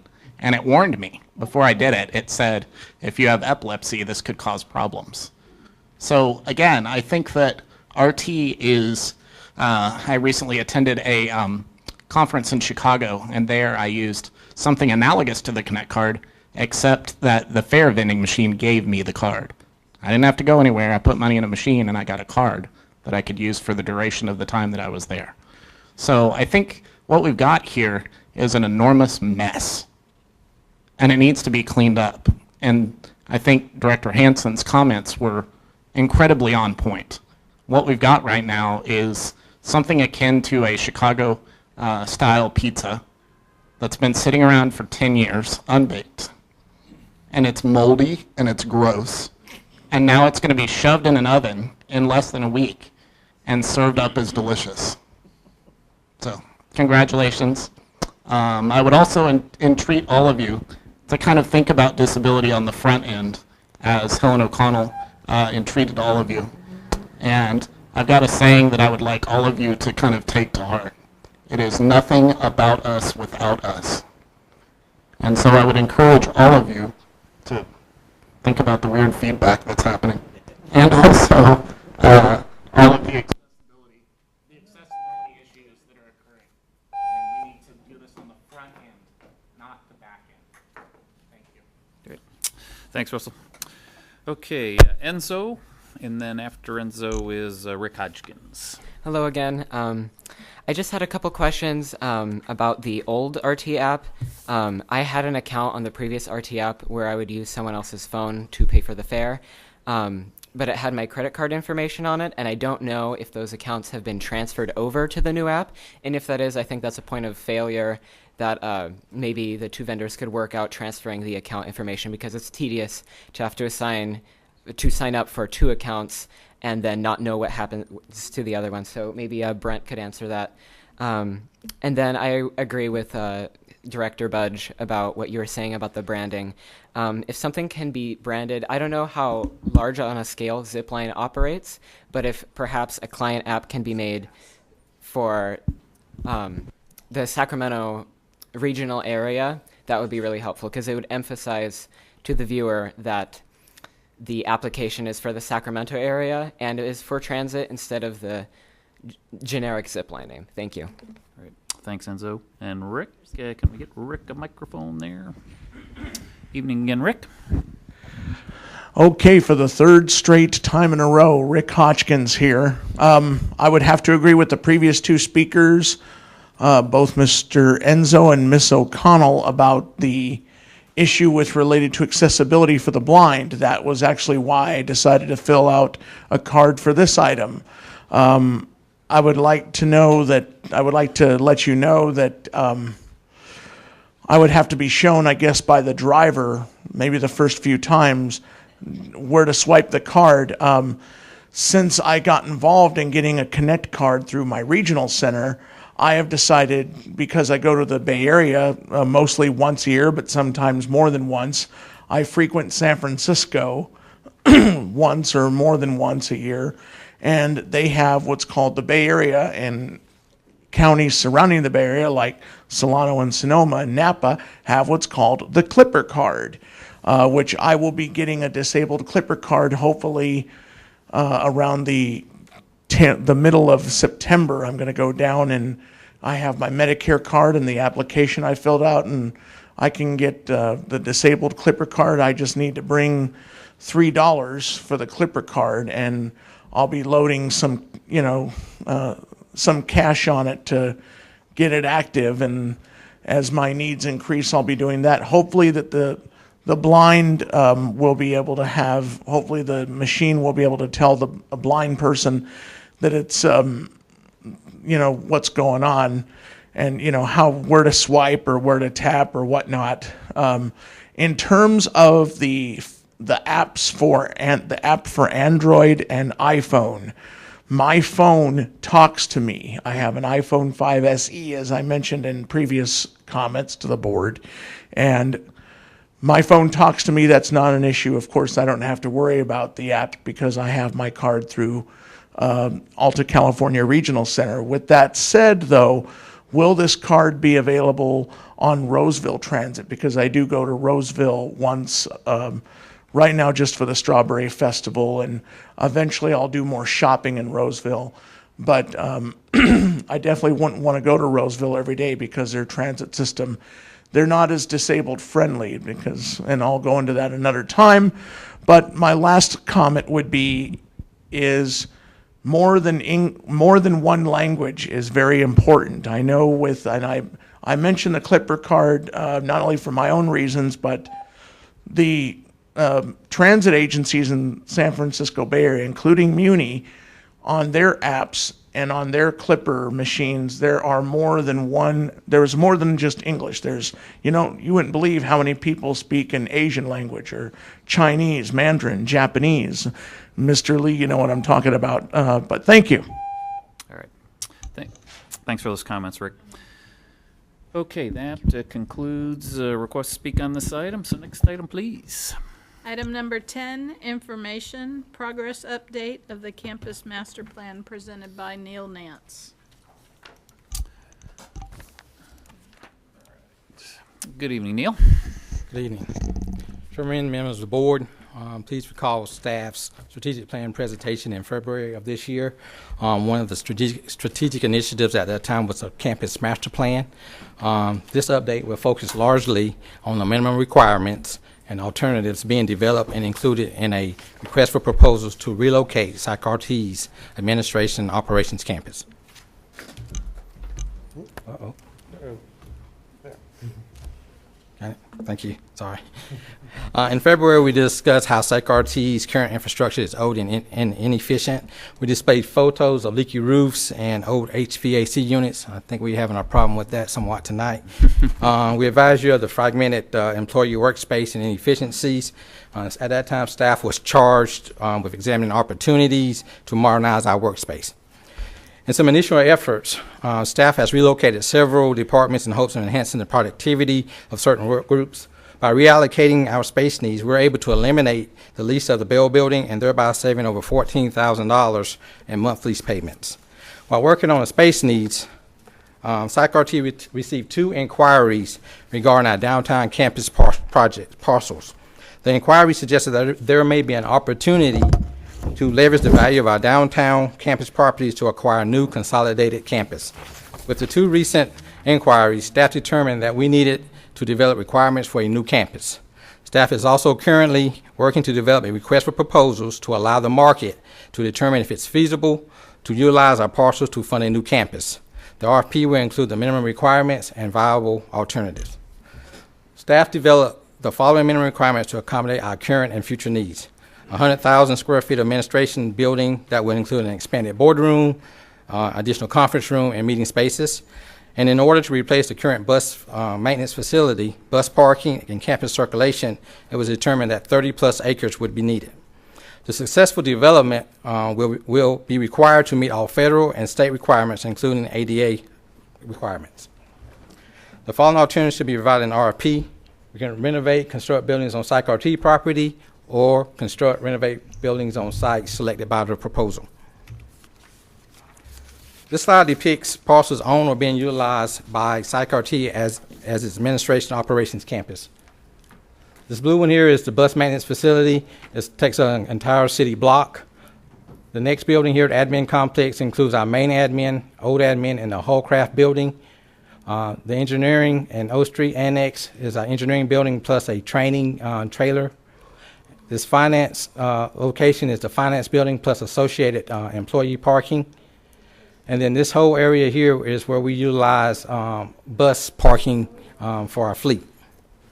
The city street is also utilized as part of PsychRT's campus due to required circulation patterns. Alternative 1.1, this is really our stay alternative. If PsychRT would remain in its current location and work on renovating existing structures. The pros of that there'll be no transaction for buying property. We stay close to BMF1 and our phased renovations. That way we could, over time, decide what we wanted to upgrade on our current structures. Cons to that, there's no room for growth. We're maxed out with the space that we have. Lack of renovation funding is part of the problem that we have now with the deferred maintenance because we haven't had the funds to keep things up to speed. No opportunity to recoup the value of our campus properties that we currently have. And then if we were to do the renovation, we would have some challenges with just getting our staff relocated, maybe have to lease space to relocate them while we do the upgrades. Alternate 1.2 is construct on an existing site. Now this is an alternative that we intend to include in the RFP. This site has us those 3 admin sites we showed earlier, the admin, the engineering, and the finance building.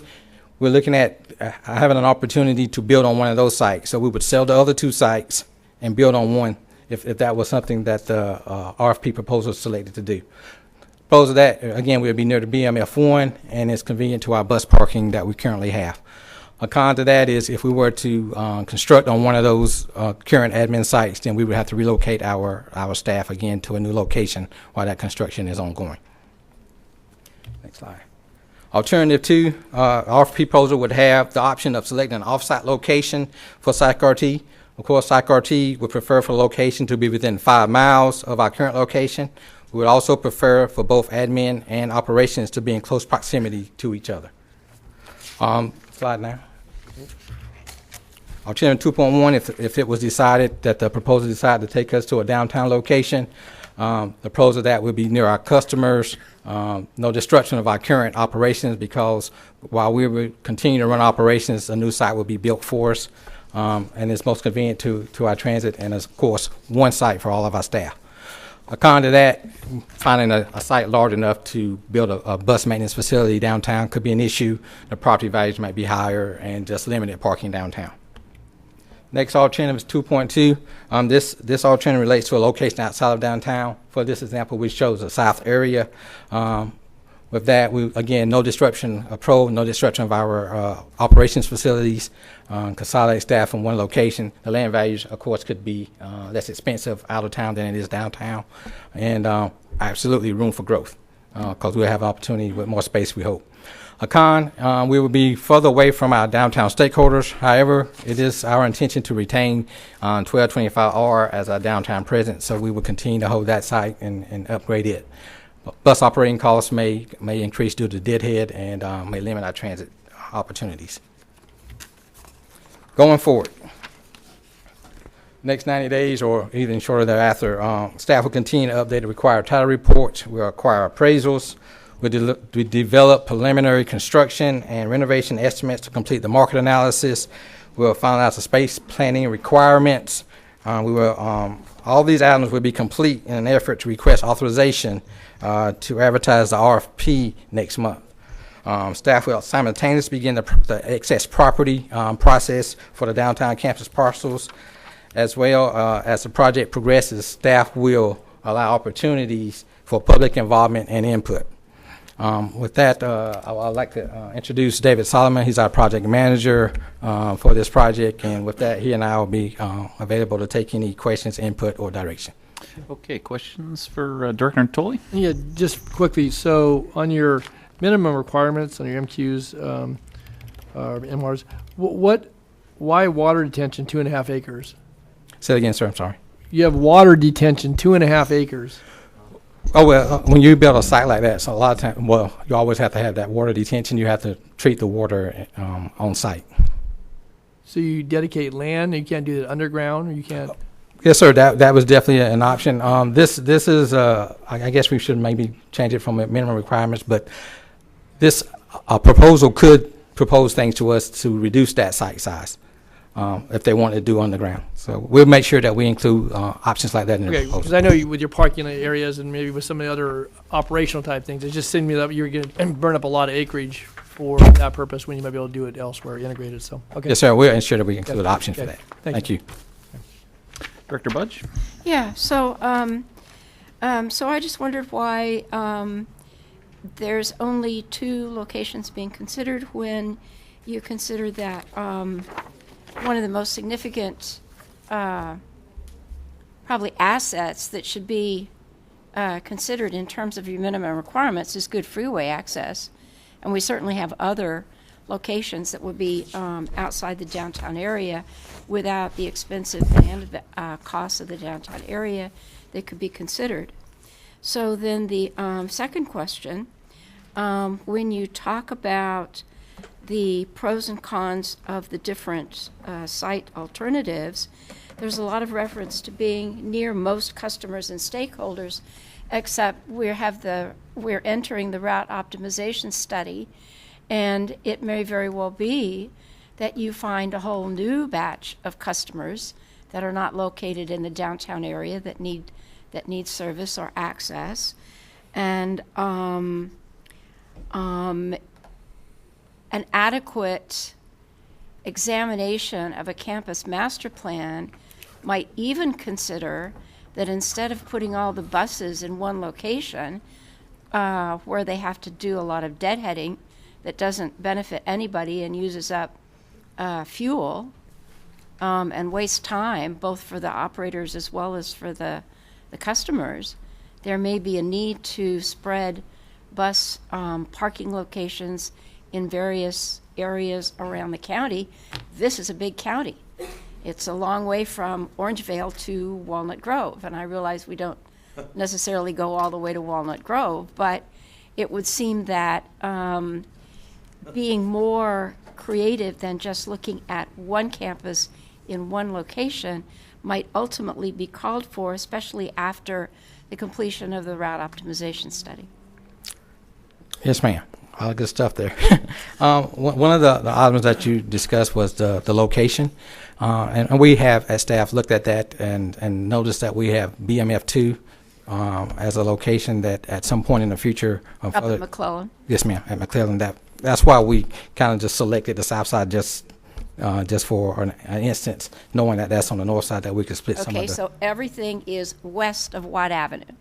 Yes, ma'am. And there's a whole bunch of county that's east of Watt Avenue, including an awful lot of people living. Right. Again, we're still in the process of finalizing all the RFP, but this RFP really came out of the issue of someone coming to us and saying there's an opportunity. Well, that screams, all right, out of this report. Okay. And so that's why it just seems that a true master plan looks not only at your physical needs, but it also looks at, just like we're talking about with the route optimization study. Yes, ma'am. It also needs to look at where do the customers live, where do the buses need to go, and what's the most efficient way to get there. And being at the Campbell Soup Plant or up at McClellan or whatever may not be the most effective location in terms of serving not only existing customer base, but the potential customer base. Agree. Okay, Director Hume? Yeah, hi Neil. Only under the renovation scenario was funding mentioned as any kind of an obstacle. Is that because the anticipation would be that the sale of these properties would fund any other construction? Yes, sir. That's our hope. We wanted to maximize hoping that the values of our current properties downtown could offset the cost of building whatever we needed. Thank you. Great. Other director comments, questions? Okay, do we have a couple of requests to speak on this item? I'll start with Russell Rawlings, and after Russell, Helen O'Connell, and after Helen is Mike Barnbaum.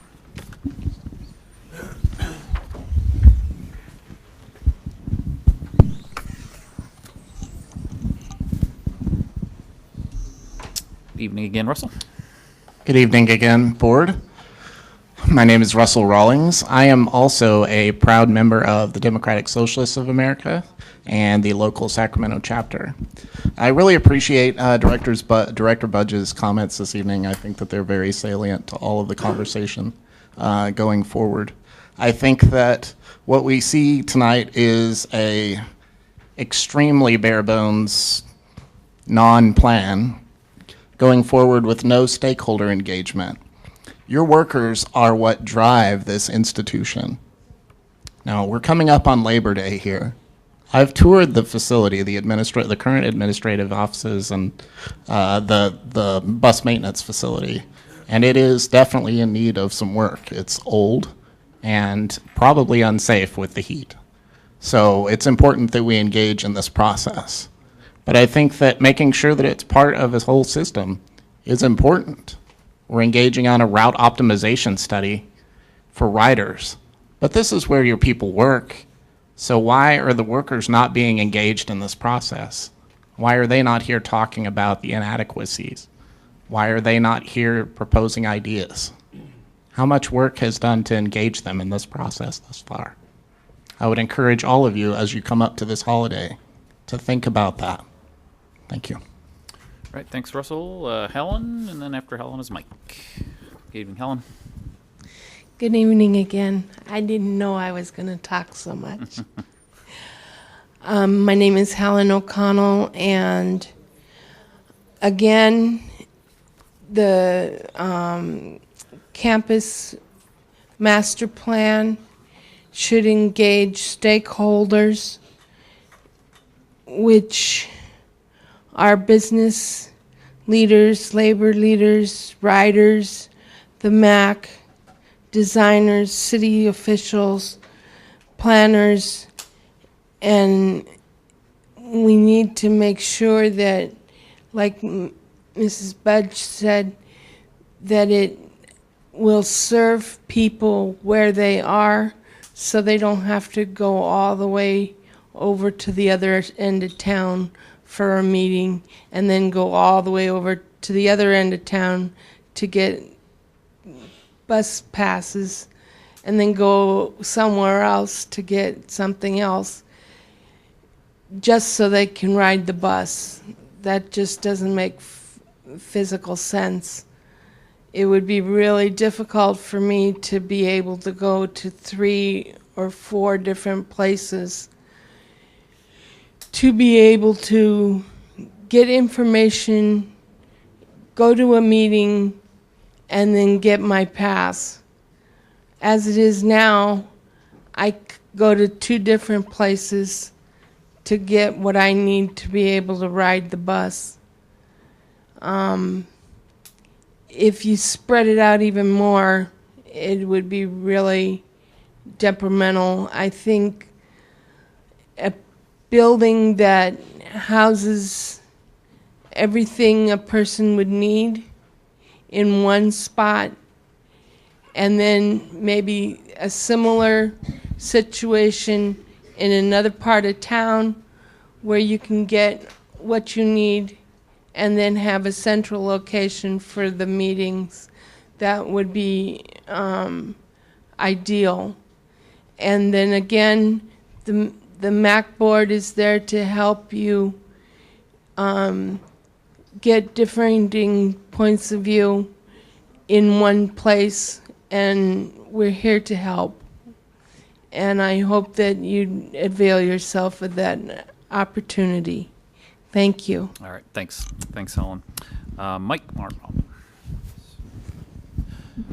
Thank you, Chair Morin and members of the board. I've had a little experience with this as a native born in Los Angeles County. When I lived there up until 1995, I rode the services of what was then the Southern California Rapid Transit District. There was another agency there called the Los Angeles County Transportation Commission. They merged in the late 80s, early 90s, and formed what is known today as the Los Angeles County Metropolitan Transportation Authority. They have a beautiful high-rise structure adjacent to Union Station in downtown Los Angeles. That was not their building when they were under two separate entities in the 80s and in decades before that. It is a beautiful campus and master plan that they've developed, and anytime you walk in the building, it still smells like it's brand new the first day it opened. From that experience, and this campus master plan item couldn't come at better timing, I would encourage the board and staff to take a look at a brand new state-of-the-art campus in the Sacramento rail yards. It's a developing area, and there was just an open house this past Friday about the master plan for the rail yards. This was not included, but would really bring some good life to the rail yards, being adjacent to an MLS stadium, a quick walk to the Golden One Center, and just steps away from state and national trains operated by Amtrak. What I would encourage is to look at what Los Angeles does in terms of bus maintenance facilities, or over there they call them divisions. From my history of being there, Division 1 is in downtown Los Angeles, but as spread out as they are, and Sacramento isn't as spread out, but they have divisions in Chatsworth in the western San Fernando Valley, and in Sun Valley in the eastern San Fernando Valley. One thing RT could do perhaps in the south area is to perhaps do a special district city partnership with the city of Elk Grove and develop just for bus maintenance facility only, not providing service, but use the bus maintenance facility at the Elk Grove Corporation yard with the E-Tran buses to help save some costs and use an existing facility in developing a partnership. Maybe, and then keep this one and the one at McClellan to help an expanding fleet that you're going to need for routes during a route optimization study. Great, thanks. Thank you. Thanks, Mike. Okay, that concludes speakers on this item. Next item, please. Item number 11, motion directing staff to pursue board-approved language for legislative changes in the 2017-18 California State Legislative Session, presented by Tim Spangler. All right, good evening, Tim. Good evening, everyone. Just real quickly to add to the issue paper, and then I'll turn it over to questions that you might have, because Mark Watts is here, and I'll introduce him in a minute. But the changes that are being proposed really fall into two different categories. Attachment 1 reflects a collection of proposed changes to the Enabling Act that have been noted over time and collected for a time when we were going to propose a bill. None of these were intended to be in any way, trying to sneak something into a bill by any stretch. These are all things that I felt were non-controversial items that were basically, for those of us, our small but powerful government affairs office and our attorneys whose noses are in these Enabling Act sections a lot. There's a lot of things in there that we scratch our head and say, well, did they mean this or did they mean that? It seems like the most reasonable interpretation is X. So we try to clarify that. There's a lot of superfluous language. There's a lot of language that envisions a Sacramento Regional Transit District that does not look like it does today in terms of who the participating entities are. So those were the ideas behind Attachment 1. Attachments 2, 3, and 4 are language dealing specifically with RT's ability to pursue a sales tax. And what we're looking for there is trying to increase the arrows in our quiver, if you will, the flexibility that we have in order to pursue something like that, things that would make it more logical, and we hope things that would give us just the ability to pursue different avenues. So with that, if our registered lobby firm for RT is Smith, Watson, Hartman, and Mark Watts is here to answer questions if you have any. Great, thanks, Tim. Good evening, Mark. Good evening. Hey, thank you for having me here tonight, and stand ready to respond to any issues you may have. Sure. Oh, yes, so Director Hansen. Thank you, Tim and Mark. I think this is a very interesting discussion, and certainly one that has probably been percolating, like you said, Tim, for a long time. The cleanup to some of the enabling language, given that the age of the district is reaching sort of its midlife, it's appropriate that we clean that up. I also think that partially what you didn't say, and Mr. Watts probably doesn't know, is that we went through a very bruising this set of discussions last year and the year before through the Sacramento Transportation Authority on what became Measure B. And I know some of the members of this board were part of that board and that effort. And ultimately we achieved through that process, which is a separate entity, a third of that would have been targeted roughly to RT, but it never felt sufficient. And that's because there's so many needs. One of the things, though, that's going on is as we've changed and grown, we need to retain the choice about how we can potentially address some of these issues for ourselves, because the public has consistently reminded us that some of those things that we were trying to do before were not sufficient. And as you look at the budgets, you look at the routes, the headways, we are constantly faced with choices about where to invest very limited resources. And this gives us a chance, if the board adopts this and ultimately it's successful in the legislature, a very narrow but important chance to achieve some self-help for regional transit, to support those transit goals that we've long advocated for, that the community has repeatedly come here asking us for, and to do it in a way that I think is responsible. I don't think that anything that's contained in this makes a decision, but it gives us paths. And those paths include the one that Supervisor Kennedy is working on at STA, or Director Kennedy, excuse me, in your role here. Chair of STA is working on. It includes the other efforts to look at alternatives to the taxing powers of STA. And I think that Placer County is doing a similar effort where they're looking at taxing districts, and that conversation has been ongoing. But embedded in our enabling legislation is this power for this board to have a chance to do that very self-help that we've been attempting to be at the table for in other venues.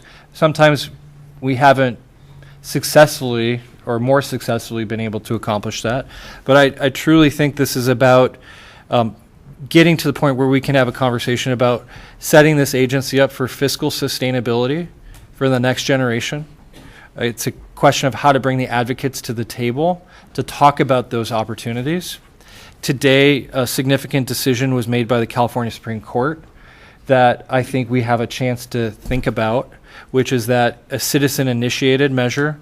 So our advocates and others, if they should pursue a citizens initiative to fund transit, it would be, even though it's a specific tax, the California Supreme Court said today that is a 50% plus one vote and not a 2/3 vote. That would allow us to dedicate funds to bus service, again, headways, to increase service, to rail vehicle replacement, to fulfilling some of the commitments we've made to our suburban communities, as well as invest in aging infrastructure. And I don't think we have a choice but to take that seriously and to open these doors so that we have the chance to talk about it with those folks at the table. And this is not something that, the reason I'm going on at length is because we have a very narrow window. If we don't get this in print, this board doesn't support this, the legislature likely will not do it. Even if we say yes tonight, there's still a chance it doesn't pass. But if we have to come back next year, that means that the very window through the initiative process or these other things that we could take advantage of could be closed by another measure that would restore or actually place a 2/3 threshold on those citizen measures that are specific taxes. So this is not sprung on us as if it just happened today. These conversations have been going on for months. It didn't seem like they were going to go anywhere, but all of a sudden here we are with the chance to amend those bills. If we wait till next year, it's a 2/3 measure in the legislature. Highly unlikely that, well, I'll leave it to Mark to tell us how well 2/3 votes go on things like this in the legislature, but unlikely to pass and wouldn't give us enough runway. But this is a chance to talk to our friends, Ion Sacramento, the Sacramento Transit Union, Riders Union, our labor partners, our communities, about whether this is a path we want to go down. But I think we should have the choice, and so I'll make the motion that we approve this item. Thanks, Steve. Director Natoli? Yeah, I certainly appreciate all the background Director Hansen offered on this. I guess I have a question specific, though, to what's embedded here. And if you want to reference recent discussions, you can go back about 10 years ago when there was a possibility that the district, at least portion, was going to come apart at the seams because of representation, newly incorporated cities, some having been given no choice, others been given the choice about whether to stay in or not as it relates to this body. And I think the importance that everybody here in their representative jurisdictions put on having a coordinated transit system. And so I guess the question, and I had a chance to talk to Henry earlier today, and I understand about choice, but this, as it relates to weighted voting and to representation and how that would be calculated, certainly how it would be reflected in actions taken by this board, recognize it may come up against the ability to place and or seek certain measures on the ballot. I guess I want to have some clear understanding, and maybe Tim, you, Mark, or somebody. I understand this board got a choice, but that was why the legislation was crafted as it was, because, again, with the assistance, obviously, of our Sacramento delegation at the time, there was, I think, a desire by the member entities, and some of them being larger than others, but to have certainly representation on this board, to have a say-so as service either was expanded or contracted. And again, I think there were certainly some reservations about weighted voting, how it might work and so forth, but we've operated under this guise now for a better part of a decade, if not a little bit longer. And so I'm trying to get some understanding about, if you put it, certainly with this board's ability, it's now a part of legislation, so we don't have a choice. I get that. But that was part of the deal that was struck some 10 years ago, and I think some of the member entities came in or stayed as a part of this body because they felt that there was going to be clearly, whether you were big or small, as it relates to the population and the other criteria here under that formula, that there was a fairness in the approach. Now, this doesn't change that, but it certainly leaves it to, again, 50% plus one of this board at any given time could change that. And under the weighted system, obviously, some jurisdictions have more, have a bigger portion of the vote under that. So I guess I want to understand again this piece that, as I said to Henry, I knew there was some of this other stuff was in the legislation, but this seemed to be very new to me today when I saw it, or at least when I saw my packet over the weekend. And so I guess I need to understand why this is so critical. And I think it introduces it into the conversation. Again, the member entities can speak for themselves. Maybe everybody's comfortable with it. But I wanted to provide a point of reference because it was important, particularly to the newly incorporated cities as well as some of the smaller jurisdictions in the sense of their representation and how that was outlined on this body. And so, and it's worked pretty well over the past 10 years. It may be disadvantageous in respect of some initiative or some approach that you could do if you weren't a weighted voting entity. But I want to have some understanding. So Mark, Tim, Henry. I'll just say this: I'm not. Or Steve, but wasn't going to put off on you, Steve, to have to explain it. But I want to have. I lack any familiarity with Election Code 9300, which seems to be the linchpin of that issue. I've started reading it today when I received the Supreme Court opinion. I'm starting to get my arms around it, but I defer to others to respond to that. Right. Obviously, Director Natoli, you have the historical background on weighted voting, and when it was adopted in 2007. So you're right on the money with the 10 years there. Yeah, this discussion centered solely around this issue with Election Code 9300, which carves out agencies from using the initiative process if you have weighted voting, or specifically if a single director has more than one vote.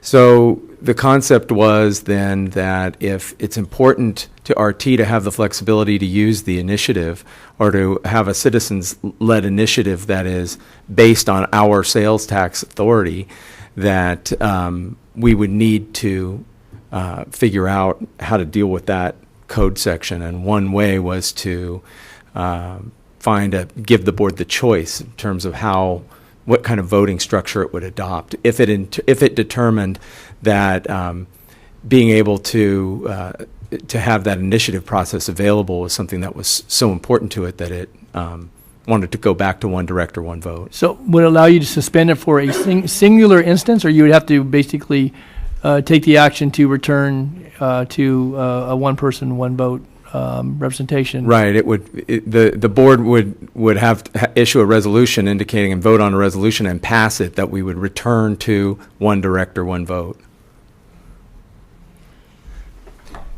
Could I supplement that? Yeah. So, Director Natoli, the reason I looked into this because I've been, ever since the STA vote, I've been interested. The California Voting Rights Act is what this section is a part of. Right. And I think that it was intended to not disenfranchise communities that have been traditionally disenfranchised, which is why that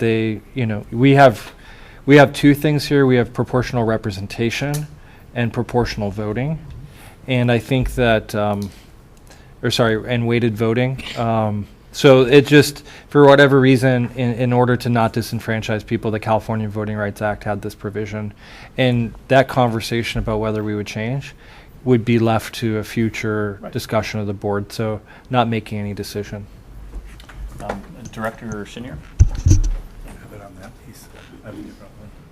Yeah, just quickly, I'm going to jump the queue here because to follow up on both of these issues. I can say as one of those proportionally or weighted lowly votes that I come here because I like you guys, not because I think the 4 votes are ever going to carry the day. But it's kind of a double whammy in that 2 of you, one member of the county and one member of the city, could be all that's here, and the rest of us are here, and we still wouldn't carry the day. So I think there's power by numbers as well as power by votes.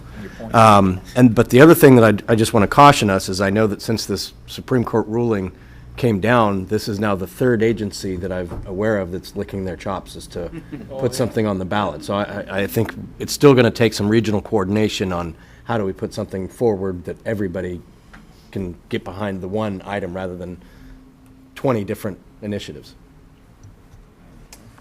Jay? Great. So I guess 2 things. One is on this issue, I think, and generally, giving us the most options going forward is something that we should take very seriously. And there would be subsequent, as Mr. Hansen said, I want to thank him for doing work on this for quite a while now. But moving forward, it really will be up to the board in its current situation to do that. I want to kind of go back to Mr. Spangler. If we passed a resolution going to one person, one vote, and then a year later, after an initiative decided to pass another resolution going back to weighted voting, is that?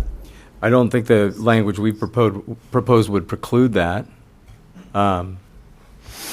So you could more or less do it for an instance with some reasonable amount of time, so you don't get a lawsuit on that. I actually have a question.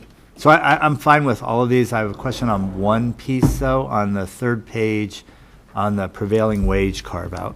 Could you explain that to me?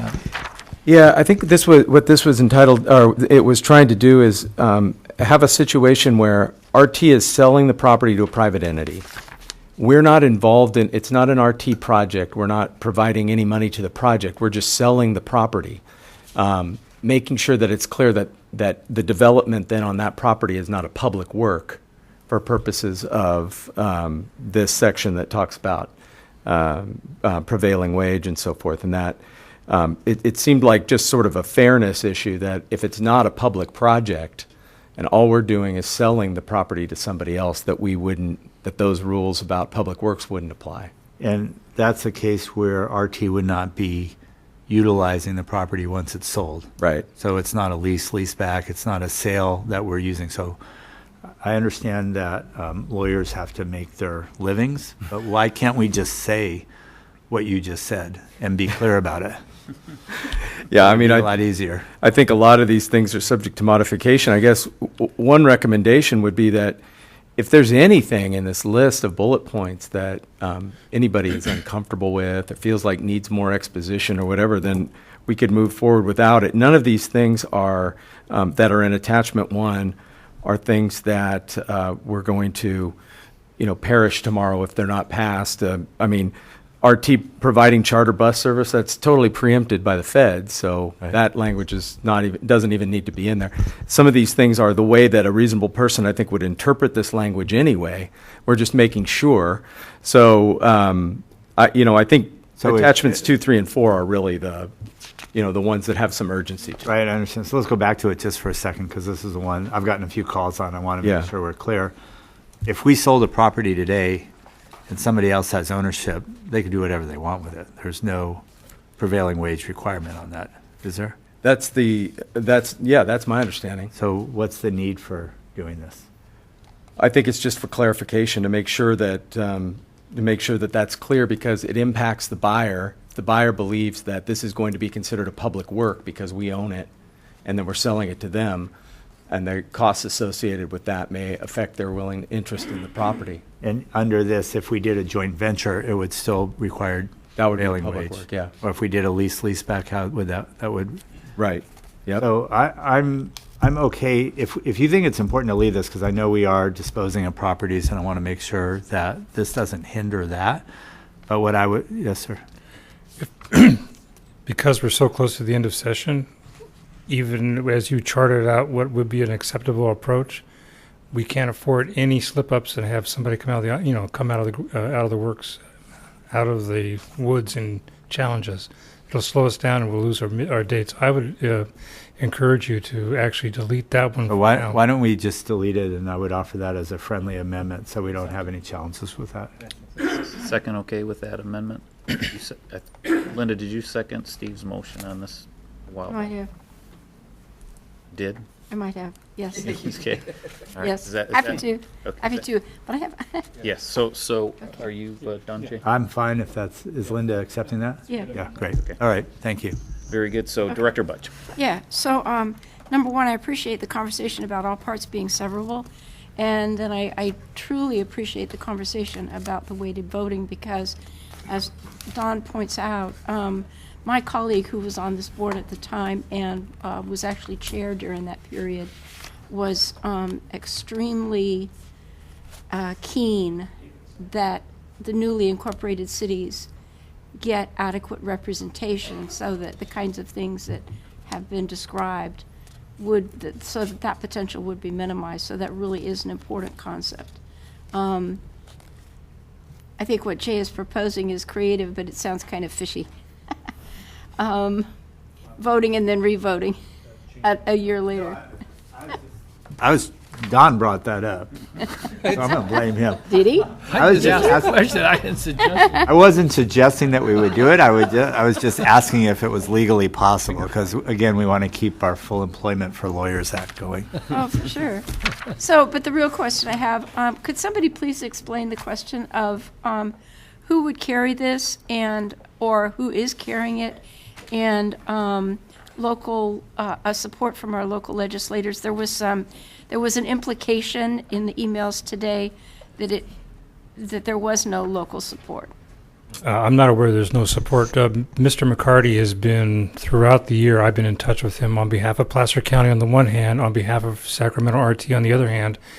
And in fact, beyond Mr. McCarty, I've been in touch with Todd Gloria from San Diego, who is trying to do something along the lines of one of the elements of this. So there's a great deal of interest, and Mr. McCarty is very, very strongly, I don't want to say committed, but he feels committed to trying to do something to give RT a chance to have choices. Well, and Mark, I think maybe what she was referring to is, and this is a concern of SAC True, that Quirk Silva appears at the top of. That's just legislative convenience. John Scribner, her chief of staff, when he worked for Lou Correa and several other folks, always gave me the opportunity to get something into council fast once I've got direction from a client, so we can get it into council, come back, unback, nobody's committed to it, and then go talk to your delegation about, are you interested in with a final product? So that has nothing to do, it's a common practice in the Capitol.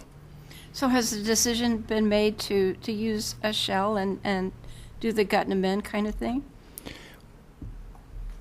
Well, And doesn't that sort of raise red flags? If you walk in with something that has the same number as something else and it's completely different at this point, I mean, certainly from the lay perspective, it looks unusual.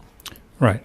In this case, we're not doing something notorious or nefarious, as has been exampled in the B and other outlets that has gone on over the last couple of years.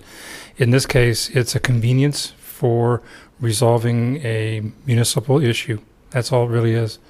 And I hate to admit it, I've done several of these in the last couple of years for public agency clients, and they go over very well. The governor signed two of them 2 years ago, so it's not uncommon, and it gets very well vetted when it's a public agency that's asking for the amendment or the gut and amend. Okay, any other director comments before I get to speaker requests on this item? Just Okay, one go ahead. just one thing, Mr. Chair. I think, Mark, is it fair to call this a cleanup bill? Certainly, number one is a cleanup bill, and two of the other elements are elements of contained within it, dealing with the jurisdiction, the sales tax. So yeah, it's a cleanup bill for the regional transit's enabling statutes. And are those generally controversial?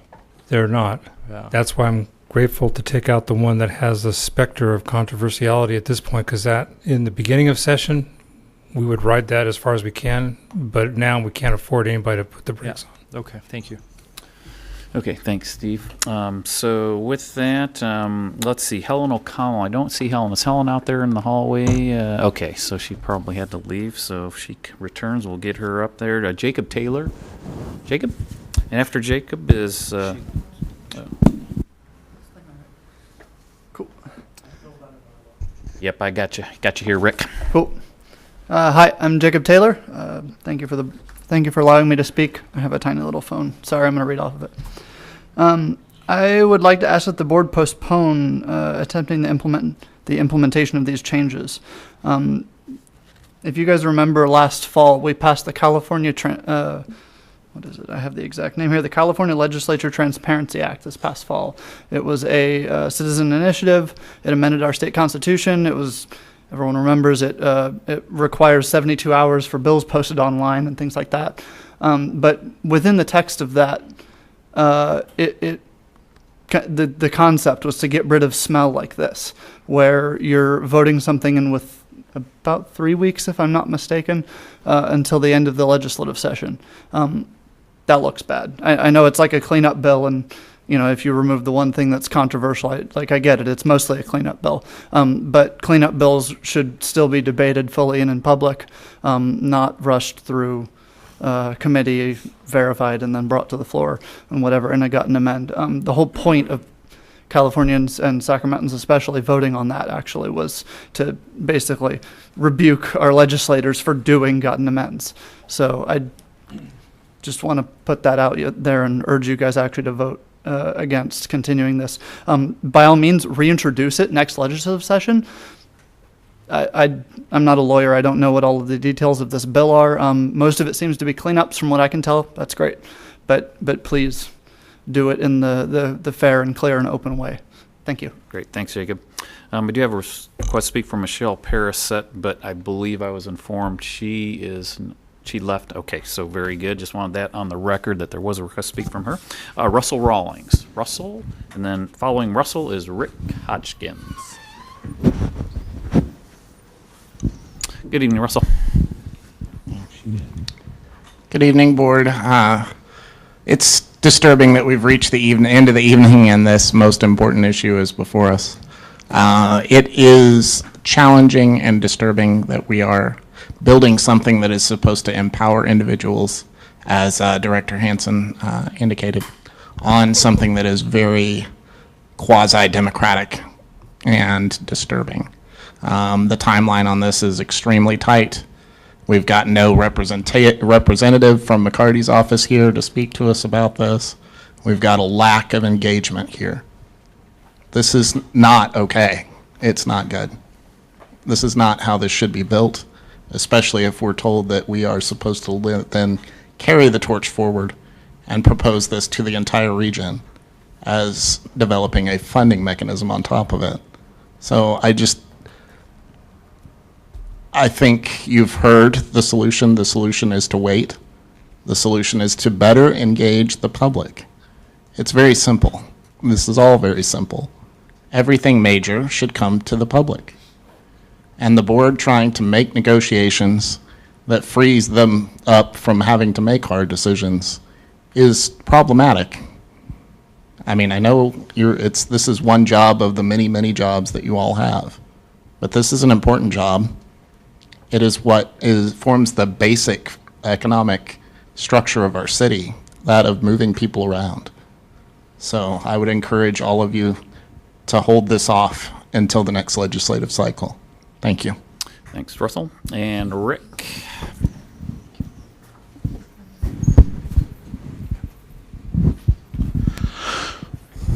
Yeah, I thought that there would be, I thought that I was going to get bill numbers from numerous different pieces of multiple or perhaps numerous different pieces of legislation, and then I can tell you if I oppose or support, but it sounds like it's a bill within the works. We don't know if we have a bill number yet. I don't know what to propose to the board other than to say that if it would make the public feel better, perhaps at the next board meeting, bring a representative from McCarty's office. I will tell you that in addition to Kevin McCarty, does he sit on the Transportation Committee in the Assembly? My guess would be that he does. If so, maybe it's I wanted to point out that, we have the Senate Transportation Committee and the Assembly Transportation Committee. The Senate Transportation Committee is chaired by Senator Jim Bell, Democrat of San Jose, and that the Assembly Transportation Committee is chaired by none other than Assembly Member Jim Frazier of Oakley, and Democrat from Oakley. And so I would definitely bring them on board, or representatives from their offices on board. The other thing I want to point out is, there are three Sacramento City Council members, and 2 county supervisors, 1 Elk Grove City Council member, 1 Folsom City Council member, 1 from Rancho Cordova, and my member from Citrus Heights, Director Miller, Council member Steve Miller. We all seem to care about RT up here. I will tell you, given my experience dealing with 2 state senators that are Republicans that represent parts of Rancho Cordova and Citrus Heights, and even a small portion of Placer County, I'm not going to mention them by name, but it is my understanding that they're not Democrats, but I will tell you, but they do not, they're one's based out of Twain Hart, the other is based out of Tehama. The fact that they only cover slithers of Sacramento County, they can care, my experience with them is that they can care less about RT. They only care about those that are able to drive and pay at the pump, which is why neither one of them supported SB2. I supported SB2, though I didn't, vote on it because I'm not a member of the legislature. I did support that. Mike Barnbaum and I support various different bills related to transportation lots of times. And finally, now that I have 15 seconds left, what was mentioned with the Public Employee Pension Reform Act that passed about 4 years ago is the feds will withhold funding from transit agencies that because there's 13C of the Fair Labor Standards Act that PEPRA violates. So we need to be careful of that as well. So thank you. All right. Thanks, Rick. So any other questions, comments? So we do have a motion on the floor by Director Chenier, or Director Hansen, I'm sorry, which was amended just to pull out the language related to the prevailing wage carve-out, okay? And that was seconded by Director Budge. And the only comment I have is, the jurisdictions that I've represented over the years, boy, whenever you can pull back some sense of local control from the state instead of it being taken away. But that's a gift we don't get very often. And again, this decision tonight is just giving us the latitude to consider some things that could be very, very important for this agency. So that is why I'm very supportive of this as well. So with that, all in favor signify by saying aye. Aye. Any opposed? Abstentions? Andy, Yes. I'm going to abstain. You Okay. know, one meeting a year, I don't really feel I have the background to make an intelligence Okay, decision. thanks, Jeff. So does the clerk have that abstention? I do have that Thank you. noted, and motion passes at 95 votes. All right. Moving on. Item number 12, Paratransit Inc. written report in your binder from August 10th. If Director Hume or Hanson have anything else to add? Yeah, I'd just add, he's not here anymore, but Mr. Tartagia mentioned that he wanted to report out on this of what we discussed because it was a closed session item dealing with personnel matters and anticipated litigation. None of it is disclosable, so I apologize, but there's nothing we can report out. Thank you. Now I'm going to announce the closed session items in front of you. Conference with real estate negotiator on property on Royal Oaks. One item, and the second item is on property of 2051 Evergreen Avenue, Sacramento, and I understand there will not be a closed session report. Thank you for that clarification. So with that, adjourn to closed session.